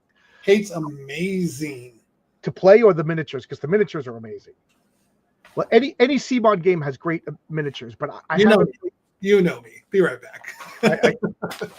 The game Hate is you're basically factions of cannibals attacking other factions of cannibals, and the way you keep track of points of these little dismembered hands, and so when you defeat the other people's factions, you grow in power because you're eating them and getting more. It is the goriest game, and the miniatures are not safe for work to show. It is just gross, and a lot of people, it bombed because a lot of people were so disgusted by it. But nobody could say that the miniatures aren't well crafted. But I haven't yet met anybody who actually played the game. It is a huge, huge box, and it just says Hate written on it. But Simon has great games. One of my favorite games is Blood Rage, Rum and Bones, the pirate game. There's so many good games. But whenever I do a Chaos Ball is one of my favorite games. Whenever I play a Simon game, I get everything by it. Oh, that's a miniature. Yeah, this is from Hate. Yeah, look how cool those miniatures are. Yeah, mine are all gray. I can't paint them. Oh, that's when I got that game. I ordered the game just for the miniatures. Right, a lot of people did. Have you ever played Cthulhu Wars? Yep, I got those all painted up too. I was gonna say I can only imagine how your Cthulhu Wars must look. Yeah, but I'll send you some pictures, John. But what state do you live in, if you don't mind, or do you want to send it in private message? I forget. Thank you. Where? Okay, Oregon. I don't care about it. If you're close, you got to come out here and play some. Oh no, if I was close to, we'd be dangerous. I think we're separated at birth somehow. Yeah. So what is this? Federation of Magic? I don't know what this is. I noticed some of these Palladium books have more art. I'm starting to think like the fantasy has more art than the sci-fi stuff. And the sci-fi stuff, the art is just like tech. Yeah. A four-armed guy with swords. Look at that. Their best books, Palladium's best books. I did enjoy their D&D books. I think it's just called Palladium Fantasy. It was pretty decent. Their TMNT was a blast. That was a fun game. And Beyond the Supernatural was pretty fun too. Oh, I showed it a while ago, but I got 3 big like Ticket to Ride size boxes of Teenage Mutant Ninja Turtles, the tactical miniatures game. Really? It's fun. But the problem with that is I want to play it only with 5 people. One person plays Shredder, so it's one person versus the 4 turtles. You know what I mean? Like you don't want to play the Teenage Mutant Ninja Turtles and there's just one turtle. It's the game scales well. You change the rules based on how many people you play, how many people play. But I would love to. I played it a few times. It's a fun game. I like the game, and I played the game even though I didn't start reading the comic books until 6 or 7 months ago. Now I like the comics, so now I'm getting the reference you could be anybody from the game. Like you could be. Oh, can you show the Teenage Mutant Ninja Turtle minis? All right, Arkham, talk for a second. I'll go get a box. So for that TMNT, if you guys never got a chance to play TMNT by Palladium, fun game. And what it did is, you know how Dungeons and Dragons, other role-playing games, your character class gives you your bonuses. With Palladium's TMNT was your race gave you your bonuses. So if you're an octopus, you automatically have 8 attacks. It was gross. Not 8. I'm sorry. You had 6. But it was gross enough that if you did an octopus, Muay Thai, what was this combo? At like 3rd level, you ended up with 16 attacks. Because you're an octopus with martial artist skills. So you're just slapping tentacles constantly. It's hilarious. Not doing any damage. D6 each, but it's hilarious. There you go.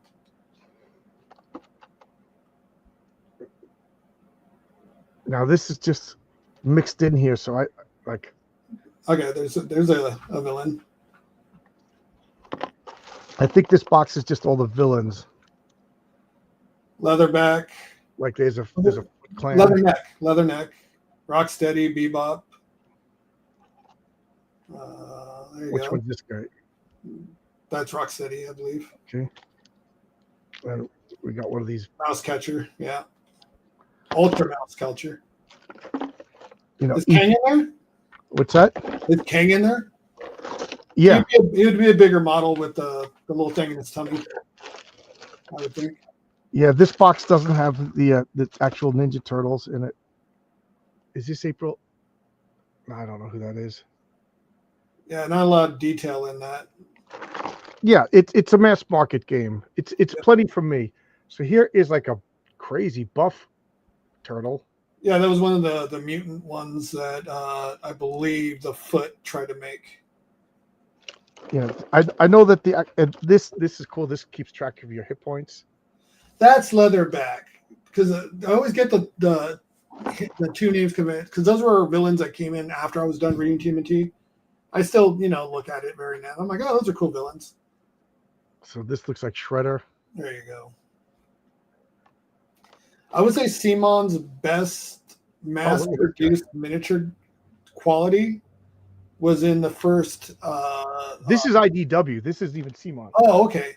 That probably explains why there's not a lot of definition in those miniatures. I thought Simon produced this.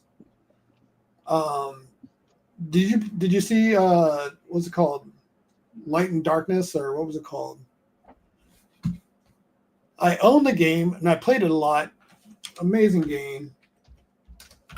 I just forgot the name. Light and Darkness, Dark and Light, something like that. By Simon? Yeah.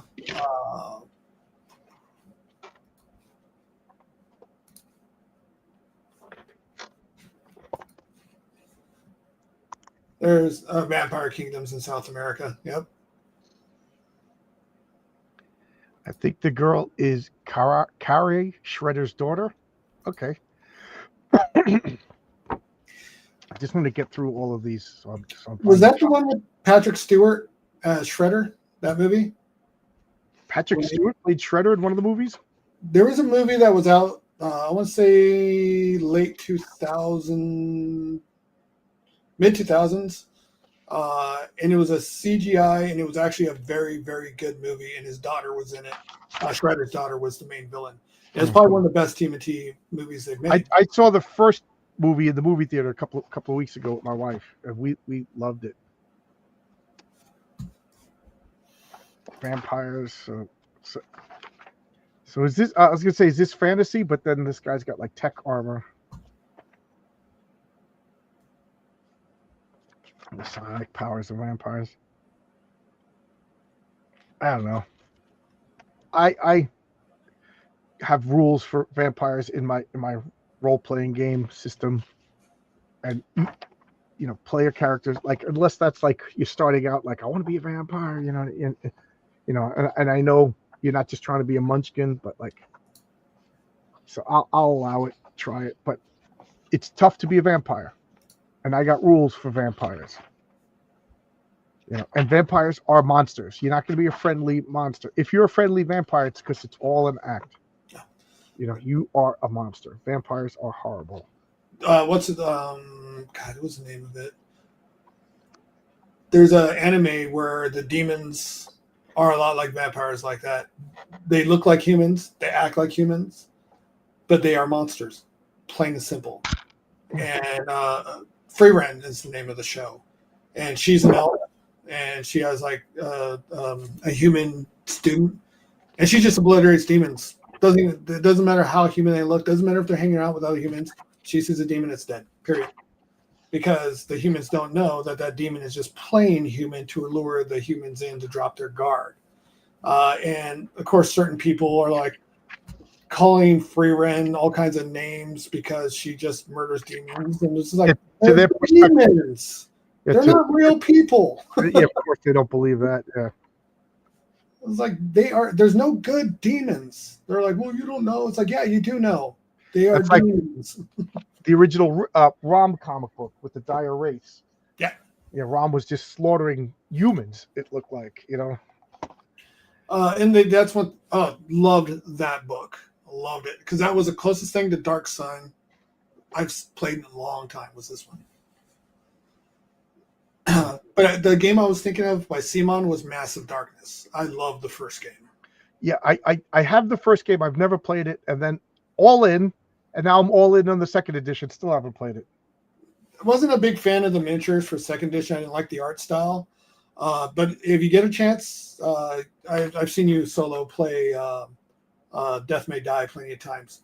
Massive Darkness, the first game, is an absolute blast, jumping from the shadows to the darkness, using those abilities to change out your power sets and how they work is really cool. Because like as the rogue, you have certain bonuses while you're in the dark, while you have certain bonuses in the light. And each class plays that way. Oh, look at this comic book art. Is this? That's beautiful. Oh, cool. I kind of want to get my style more towards this style, or it's harsher. You know what I mean? Harsher edges. Because I have really soft edges. I think that's one of my biggest faults. Etrigan is technically a demon that is good. Yeah, well, that's DC. DC can make their own rules. DC can make their own rules. But Etrigan, without the influence of Jason Blood, could be evil. You know what I mean? So, that's one of the things that Merlin wasn't so much like. They always change it, but like Merlin bound Jason Blood to Etrigan. Was it a curse to Jason Blood, or was it a way to tame Etrigan from his horrible? Depending upon who's writing the comic. Would Raven count as a demon? Well, her father is a demon, so her mother is a human. So Would that in D&D? Would that make you a tiefling? Yeah, a tiefling in all D&D terms. Speaking of which, I think you're going to laugh at me, or maybe not. Actually, I went and tried to watch 4 movies. I watched the Fantastic Four. I gave it a 6. Right? I thought Sue was a little too much. That was not Reed Richards. The Thing does not sound like that. The Thing has a gravelly voice. Female Silver Surfer, stupid. There's no reason that should not have been Norrin Radd. Just stupid. And for that, it got ducked a whole bunch of points. It was decently filmed. The soundtrack was good.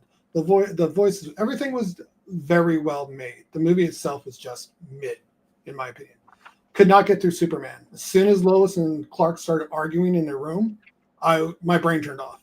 Mm-hmm. I'm like, this is not Lois. This is not Clark. I don't like this. I tried watching, what was something else I tried watching? I didn't even last that long. I was like, oh, this is horrible. Something else that came around that time. And I just couldn't watch it. I watched K-pop Demon Slayer, and I laughed.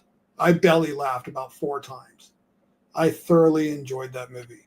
It wasn't for me. It's not for me. It's not an Anthony movie. I don't like the music, but I felt the heart and soul behind that film. Does that make sense? Yeah. Yeah. And what I liked about in K-Top Demon Slayer, the difference between demons is there's born demons and there's demons from human souls that have been corrupted. Those souls can be saved and potentially turned back. Demons are demons. There's the damned soul and the demon soul, 2 different things. There's that coalition. These are like the human puritists in riffs. For me, I don't like playing a monster at the table unless it's the main point, like the White Wolf games. But if I do play up the curse part, it makes me the only reason I go on with living as one is for a mission. Most of the time to kill the monster that changed me, took out my friend. Yeah. The werewolf hunting the master werewolf kind of situation. The whole I'm just playing my character and then you're just ruining everybody else's fun.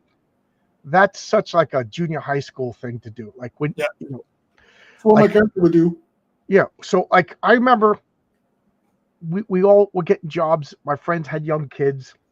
So getting together was tough. Like ironically, now that their kids are older, we could get together more often. But back 20 years ago, it was tough to get 4 or 5 of us to play a role-playing game. And if anybody was just like, well, my character would do this, we were like, dude, you're ruining my night. This is my night off. Like, make another character that gets along with everybody else. Like we're not in junior high school anymore when we could play every day after school.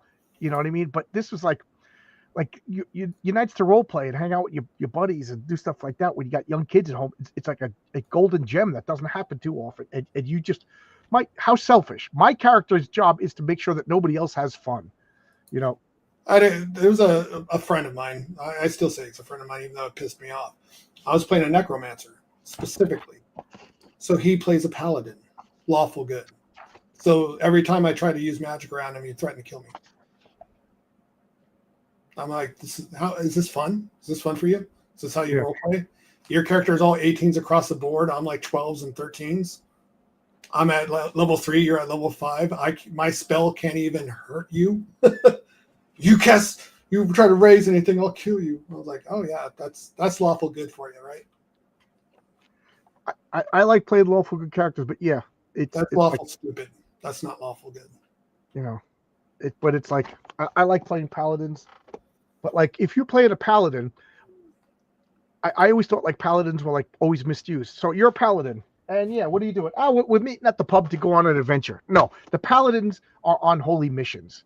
Mm-hmm. You know what I mean? Like if you're playing a paladin, like The other players should be in support of the paladin. Like that's the whole team. Like you're all paladins, or 3 out of 5 of you are paladins. One of you is a squire, and one of you is the priest that's blessing the holy mission to destroy the forces of Baphomet or something like that. That's what play. But a paladin who's just like, I'm gonna go with you into the dungeon and try to get as much. No, paladins have a purpose. Yep. Same with monks, and then bards have no purpose. Bards are supposed to be there when my character's in the pub, the bard's in the corner playing the lyre, and you don't come with me into the dungeon. I got orcs to deal with. What is a liar going to do?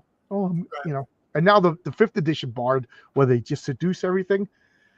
That is just garbage. You ain't playing that in my game. It's just so silly. So this is the Palladium Fantasy.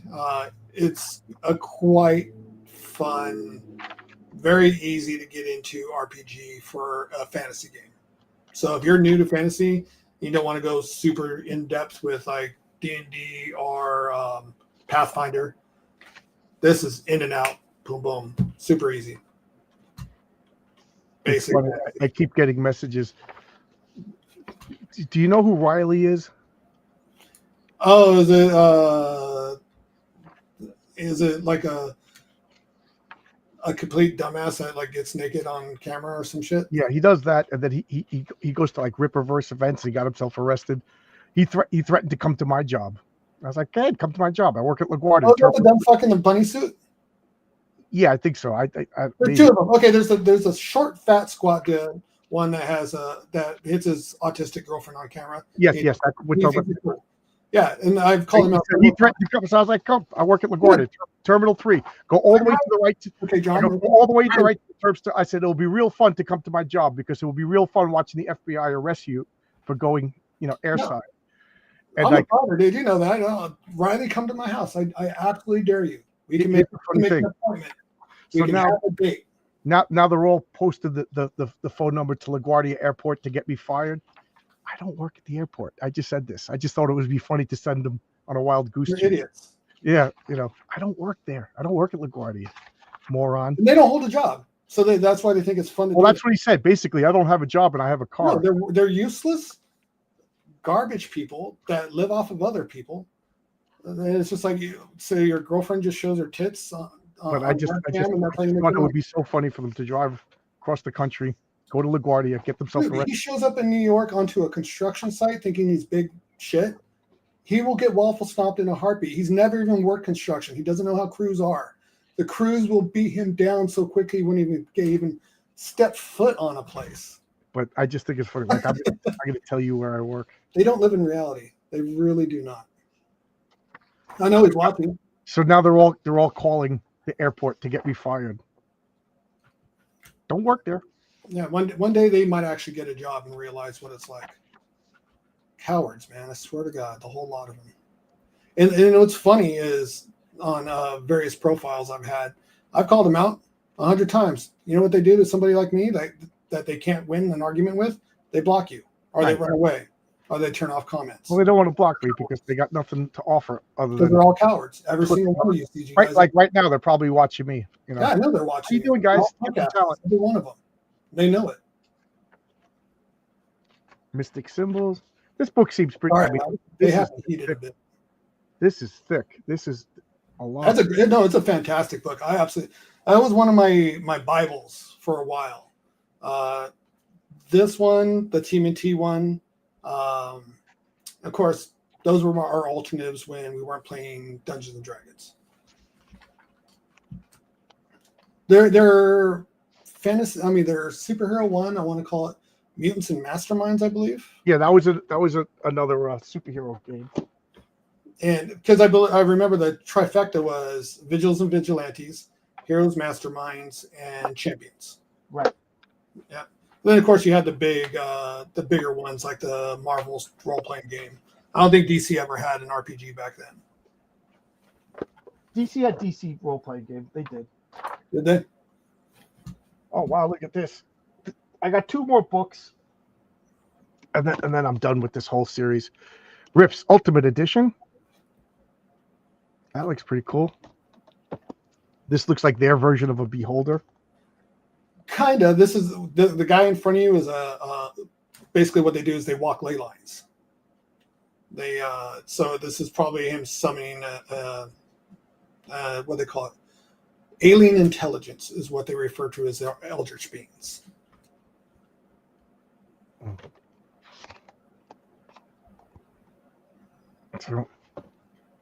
So what is this? So this is okay. So this is a sci-fi setting. All right. And that's what you want. You want a picture of B. Arthur, like like put a dagger in her hand or something, It's funny as that actually looked like B. Arthur too. Yeah, that's the first thing that popped into my mind. So was it Blanche? That's pretty cool. This Psycho. We got this. This looks pretty cool. Yep, that's from the first book, that art piece. As you can see, he's pointing out the ley lines and so forth. Like I said, it was fun book. I liked the first series of books for Rifts, but every book just piled onto the books that previously were there before. What are ley lines in the Palladium? Because ley lines are going to be a big deal in Heroic Tales. I just want to make sure. Ley lines are literally intersections of magic, and right where the ley lines cross, of course, is where you got the most magic, and that's where rifts generally happen. So what create ley lines? Because I have like why ley lines are created and stuff like that. It's just part of the Earth cycle. Okay. I don't remember. I know, like in one of my stories, I had it where, like our solar system, the whole thing, we're traveling through space at super fast speeds. Who says we're not touching or branching by other dimensions as our universe travels through? So when magic was peak, maybe we're touching another dimension at that time. As we get further away, magic diminishes. And stuff like that. So that's where I had my ley lines, is whenever we approach any kind of other dimensions, when ley lines get activated, because it's almost like an early warning system. It's like a planetary defense. Okay, very similar to what I have. But in Rifts, though, I think they were just. I don't like this art. I don't remember the true origins and how it happened.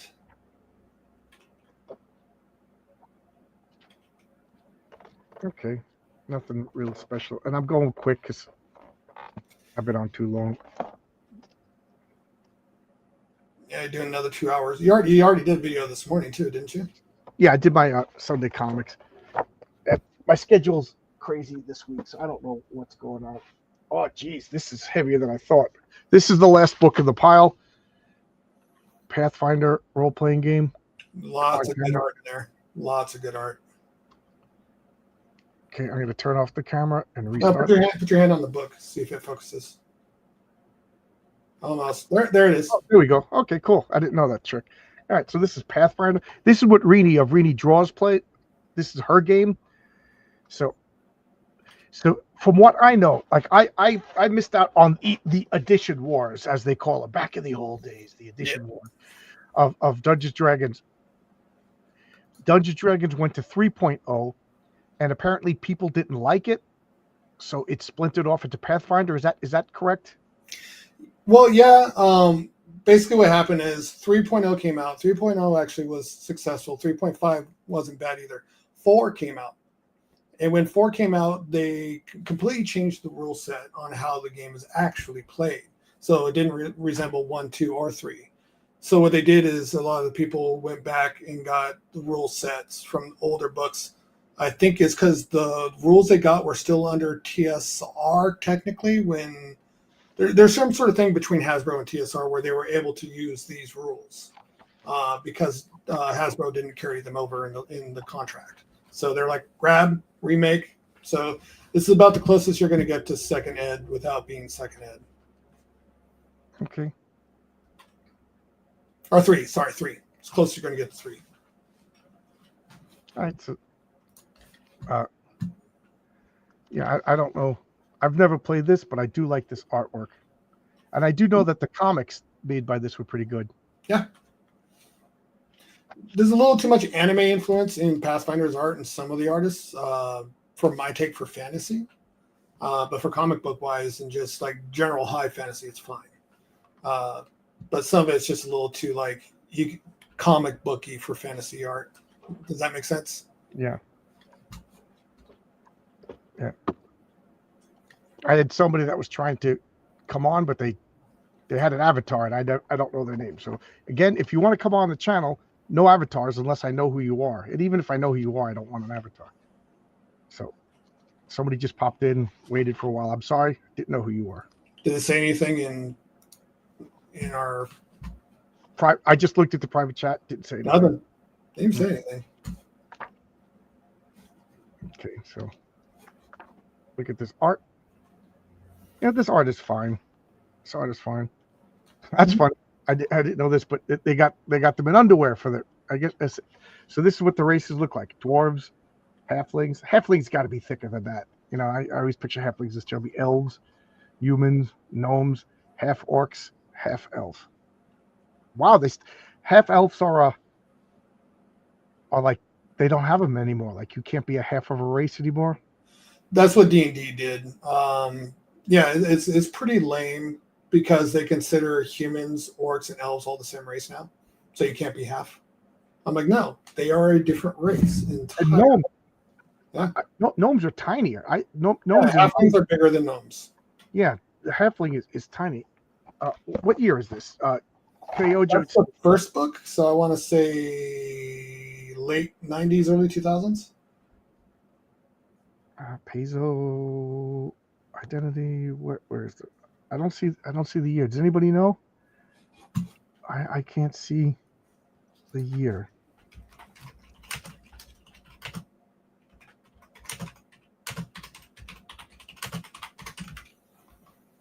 2000. Okay. Yeah, and I know like people were getting annoyed racial traits. I don't know if you know who Sandy Peterson is. Are you familiar with? Yeah, he was just on my channel last week, and he said that he had a couple that he didn't know. Like he plays a lot of D&D with a lot of people, and they made up dwarf. They were a married dwarf couple. You know, they were married in real life, and they were a married dwarf couple, and they were tall and lithe and beautiful. And he was just like, "You're elves." And she's like, "That's racist to just say that all dwarves." He's like, "But that's why there's dwarves." You're like, you know, like. So he's just like, all right, play whatever you want. And then like he just never played with them again. But you know what I mean? Like we're dwarves, but we're really tall, we're fair, we're beautiful, you know. You're not a dwarf. Yeah, you're elves. You're elves. Half elf. Yeah, it's such a silly thing. It's just like, and the fact is that they made dwarves like a human race. I mean, not dwarves, orcs, a human race. It is so dumb, and that they're not even monsters anymore. Like, did you not read what orcs are? Yeah.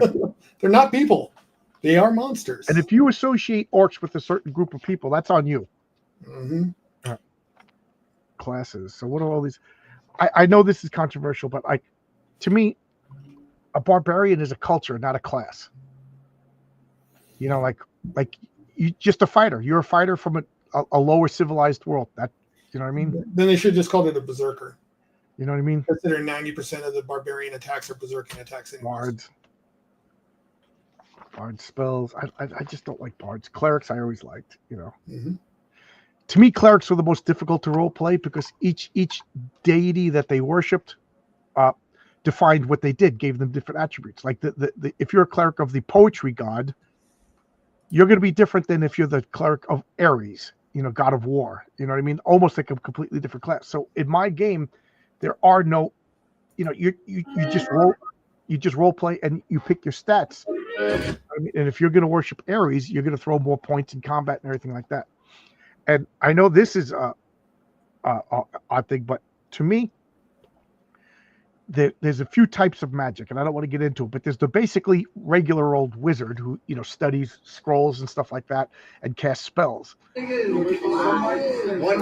What happened? So those anybody could be that. That's, you don't need a race or anything like that. You just need to be intelligent, and you also need to be pretty dexterous because you got to move your hands around and stuff like that. While swords, monsters, you know what I mean, you got to be precise, and you also have to maintain concentration. So to be a good wizard, you just need high intelligence, high dexterity, and a high will in my game. Now, The other type of spellcasters are sorcerers. All sorcerers get their powers from a source, not from them. Some outside source gives them the power. Wizards get their power through their knowledge of arcane writings. Sorcerers get their powers from an outside source. So, like, your source could be a magical rock. Your source could be a demon. Your source could be whatever, another plane of existence. But if you worship your source, you're a cleric. So to me, a cleric is a subset of sorcerer. And I'm big on the etymology of words. A warlock is an old English bastardization, I think French maybe, of warlock, which basically means oath breaker. So in my world, if you're a sorcerer, you make some sort of deal with the source, be it a god, an angel, a demon, some powerful enough entity to grant you magic abilities. And then if you break that deal, you're now a warlock. You know what I mean? Like, and that also depends on who you broke the deal with. So, they're not necessarily but nobody's going to trust an oath breaker, right? And a monk, like I like the concept of a monk, but I just don't like the D&D monk. Like, the Templars are monks; they live monastic lifestyles, but they're paladins. So, Rangers I absolutely love. Paladins I love. But Paladin is just a fighter, a zealous fighter. You know what I mean? It's, So again, a lot of my friends got, like, they couldn't handle that it was, like, kind of open source for my role-playing games. High Lord Zart says, new D&D removed a lot of defining habits and traits about the races. A lot of the theater kids that joined the crit role were a big reason for that one. Someone crying about Mr. being controlling. Yeah. A wizard. No, a warlock is a sorcerer that broke his oath. When you become a sorcerer, you make some sort of deal with a source. That source being a god. If you worship that source, you're a cleric. You're a priest. Simple as that. A priest is just a sorcerer who worships the being that grants him the powers. If you make a deal with Asmodeus for all these powers, but you got to do these deeds, and then you betray him, something about you is marked, and you're a warlock. Have you ever read about gods ever? Like, have you ever read me? What do you mean? Like mythology? Of course. Bible? Yeah. So, I would consider warlock and priest and D&D almost being the same coin, opposite sides of the same coin. Because while the warlock begs and barters for power from their god, what can you do for me? This is what I'll do for you if you give me this power. With the priest, or the cleric, I should say, it's more of, what can you do through me kind of situation. Does that make sense? Yeah. No, the person I was talking about, the one complaining about Mr. Yeah, I never liked Critical Role. My group that we broke up over the COVID things, a couple of those guys were really into Critical Role, and it's like, knock it off. It is. It's. I think Critical Role was bad, but I'm an old grognard, so don't get off my lawn, get off my thaco. Like I said, if I was to, like, there was a game called Myth and Magic, and Myth and Magic had a system where if you had armor on, armor reduced damage, and I thought that was great. So like a guy comes up to you with a mace and just hits you. You put up your shield or whatever, and the shield and then your armor just absorbs all that kinetic energy, disperses it about your body, and it reduces I thought that was so good. But D&D, it makes really no sense. So I do 1d10 with whatever. I'm doing 1d10. I swing at you, Arkham. You have a magic armor and bracers of defense and a +2 cloak of protection. So your armor class is -4. I need to roll a 19 to hit you. I roll that 19. It's that was only a 10% chance of hitting you because it's 5% per number on a 20-sided dice. I roll the 20-sided dice. I roll the 19. I hit you. I just barely hit you too, and then I roll 10 damage. You know what I mean? Like, you're this super, like to me it should be like armor. My armor is -20 on damage. Hit me all day long, but you're not doing damage to me. You know, That's why I like it with role playing games like Pathfinder and D&D and so forth. When I have to do it mentally for stuff like Warhammer 2. When I look at THACO, it's not necessarily just the hitting; it's the hitting penetrating. right? And the damage you do isn't necessarily like if you hit somebody with a great sword and you only roll a 1 and you have no strength modifier. Well, that means you penetrate the armor, but you just nicked them. You know, as if you rolled a 10, which would be a full stab. You know, so that's the kind of way I verbally did it as a DM. How much damage you did with the hit and how well you hit them determined, you know, like even if you roll a nat 20, which is a crit, if you roll 1 damage, well, you still only did 2 damage. But the crit is back up the crit and see if you made him cause him to trip, made him lose his weapon or something like that. I'm not going to give you bonus damage, but there will be an effect from the critical strike. I like that they drew all the weapons. Yep. I like that. And, you know, I think I played Dungeons & Dragons for 20 years before I realized that a bastard sword was a half and a hand sword, meaning you could use it one-handed or you could use it two-handed. Yep. I didn't know that. I didn't know that. That's why I referred to the bastard because it's neither one. It's a hand and a half. Yeah, I didn't know that. I didn't know that. But, you know. Or I wonder if it came from the term that, you know, average Joes had that sword and not a two-handed long sword, you know. Oh, cool. This is even better. Picture of all the armor. I like that a lot. That looks good. That is awesome. Half plate was always my favorite. Half plate and splint. Which one's half plate? Oh, half plate. Yeah, half plate. The adventurer's armor, basically. It's funny. I never used banded mail because for the longest time because I didn't really know what it was, you know. Japanese style. You know how they have those bands that link together and so that way they can move. I like the scale mail. That looks pretty cool. Mm-hmm. Chain mail was always the default. It was like the best protection for the price. You know, when you're first level, price meant everything. Oh yeah. Well, some of these books, I believe, you can get up to breastplate for free if your class starts with it. Yeah, I don't think it goes much further than that for free. I think you gotta buy it. Like when I play, it's kind of like I don't care that you're buying a hooded lantern and block and tack. You know what I mean? Like just write down crazy equipment. Like nothing. Write down whatever equipment you think your character should have. You know, and not a bag of holding. Right. Because I hate it when characters go mundane stuff. Yeah, I pulled this out. I'm like, where'd you get that? I would have it. I'm an adventurer. But I'm also big on if your character doesn't have it written down on your sheet, you don't have it. Yeah. You know, you should have thought of it. Oh wow, this book goes on forever. That's why I like the Explorer's Backpack. You just look at the Explorer's Backpack. There's everything that's in it. Pathfinder's fun. You should roleplay either Kingmaker or Path of the Righteous. One is taking land and kingdom building. The other is fighting demons. So these are 2 settings. These are 2.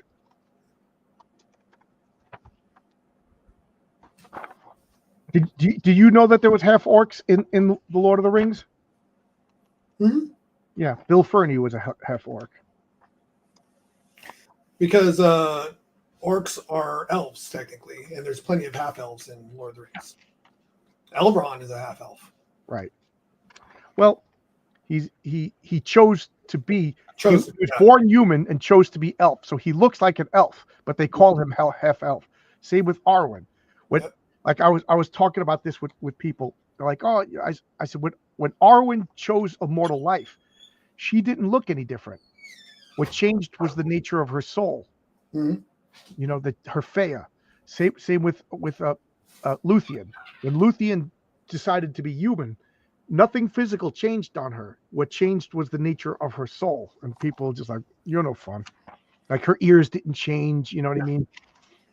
You know what I always thought would make an amazing movie, since Amazon has the rights, but they're stupid and slightly dumb. The story of Sauron, where he had the werewolf and the vampire, and I'm trying to remember where he kidnapped the human that was best friend. The story of Ballad and Luthien. Yeah, That's Yeah, one of the best stories. Why wouldn't that be a good series? Yeah, but first they have to start with Barry here and the bandits. Baron's father. Barry here, all the elves, Angband was under siege for 400 years, and Morgoth just stayed hidden, and it was this, the sons of Fëanor and all these people surrounding it, and then he was just underground building it, but then he just erupts the volcano, unleashes everything for the battle of unnumbered tears, and the elves, the Galadriel's brothers were like, we're going to get killed, but Barry here, a human, rushed in and saved them, and they swore fealty to Barry here, and he gave him a ring that was crafted in Valinor, and gave it to Barry here to become Barry here's ring. He, at the end of this battle, it was only him and 20 of his men survived, and they went around just killing orcs, and to the point where Morgoth said to Sauron, go get these 20 humans. And it was like a cat and mouse game, and they ended up killing them all except for Beren, and that's when he went for 5 years, just he had nothing else to live for. It was just revenge, and then he happened to see Luthien in the woods. So that would be 2 movies, Barry here and then Luthien. I think that would be awesome. And that's the ring that got passed down to Elrond, and that's the ring that Aragorn wears. That ring is older than the sun and the moon. Yeah, that's another thing people forget about that the sun and the moon is actually pretty young in Middle-earth. Right. There's some elves who, like Galadriel, existed before the sun and the moon. I always forget he's the one that when the city was burning and most of the elves died off, he was fighting the Lord of Balrogs, grabbed him and headbutted him with his helmet with the spike and killed the Balrog as they both fell into the lake of fire. That was Glorfindel. Yeah, Glorfindel, and he's also the one that got reincarnated. He's the only elf, I believe, that got reincarnated by Iluvatar the same way Gandalf did. Right, he came back. Mm-hmm. He came back to Earth.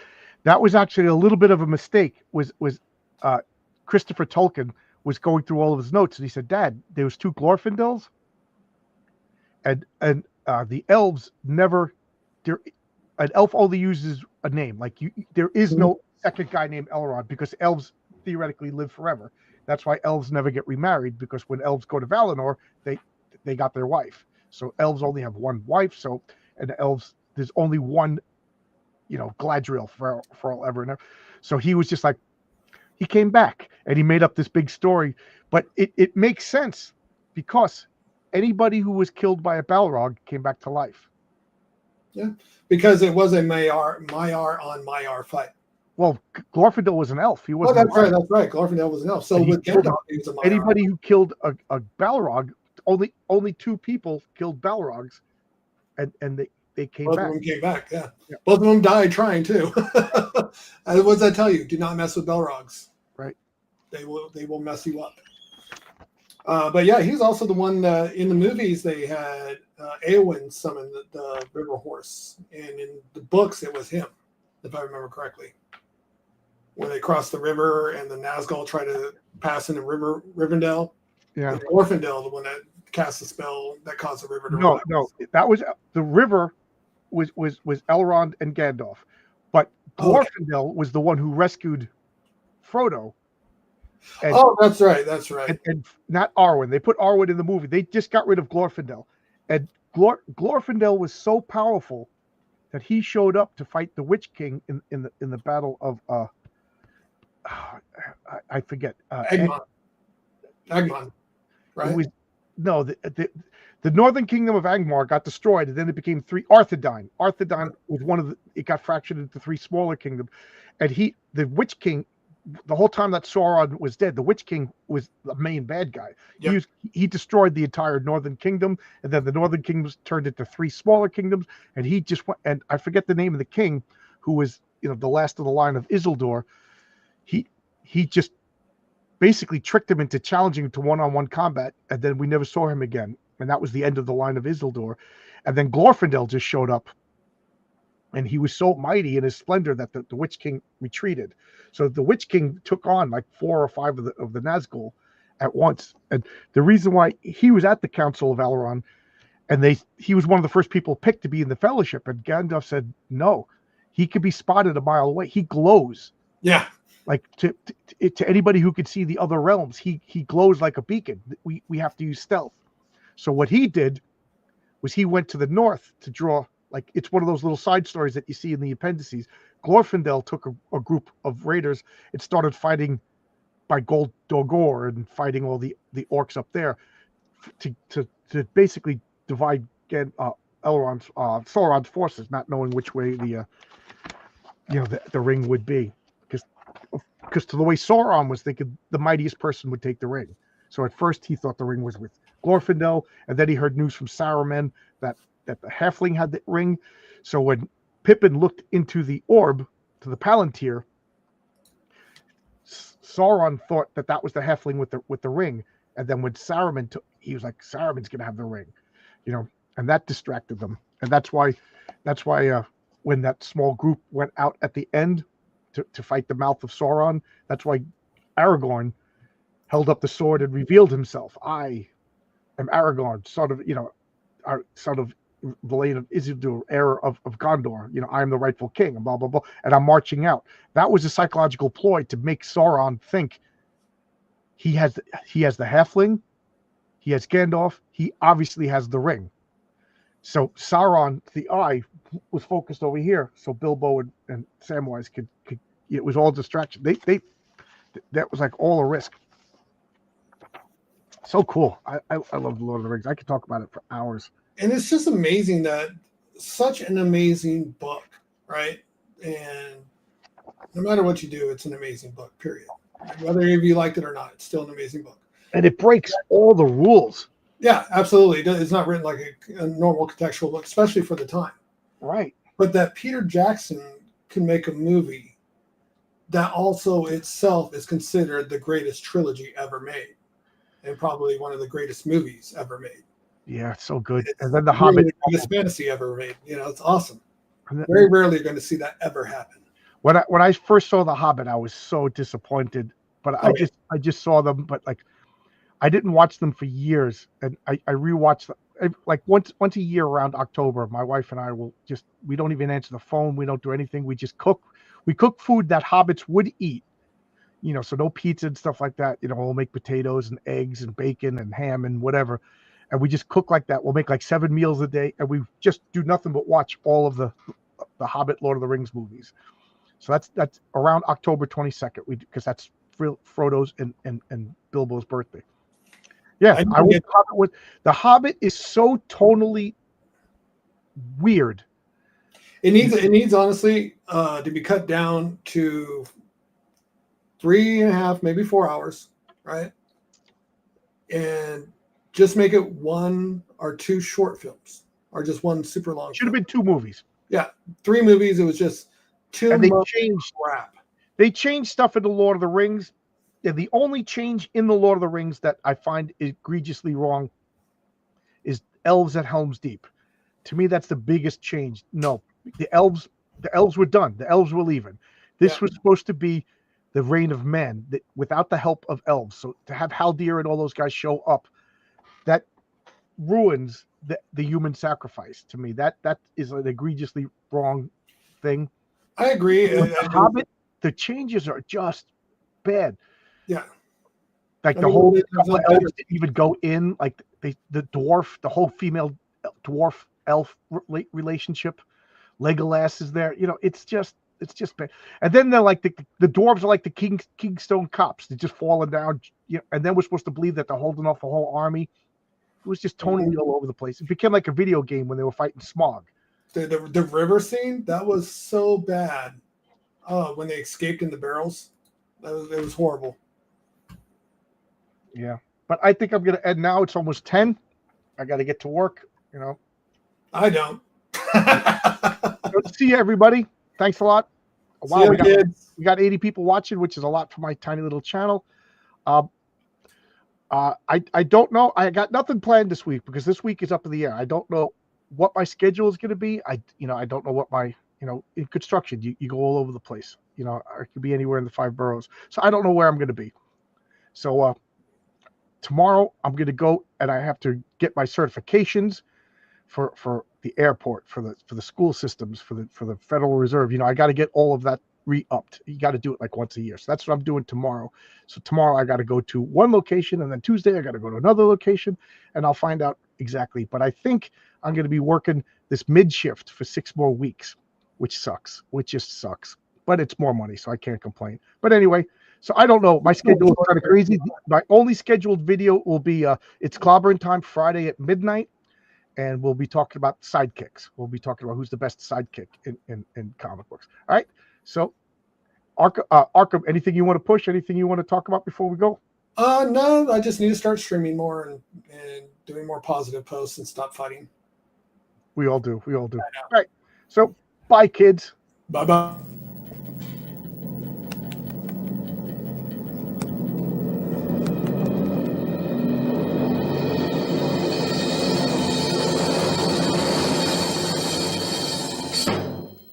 Goodbye, kids.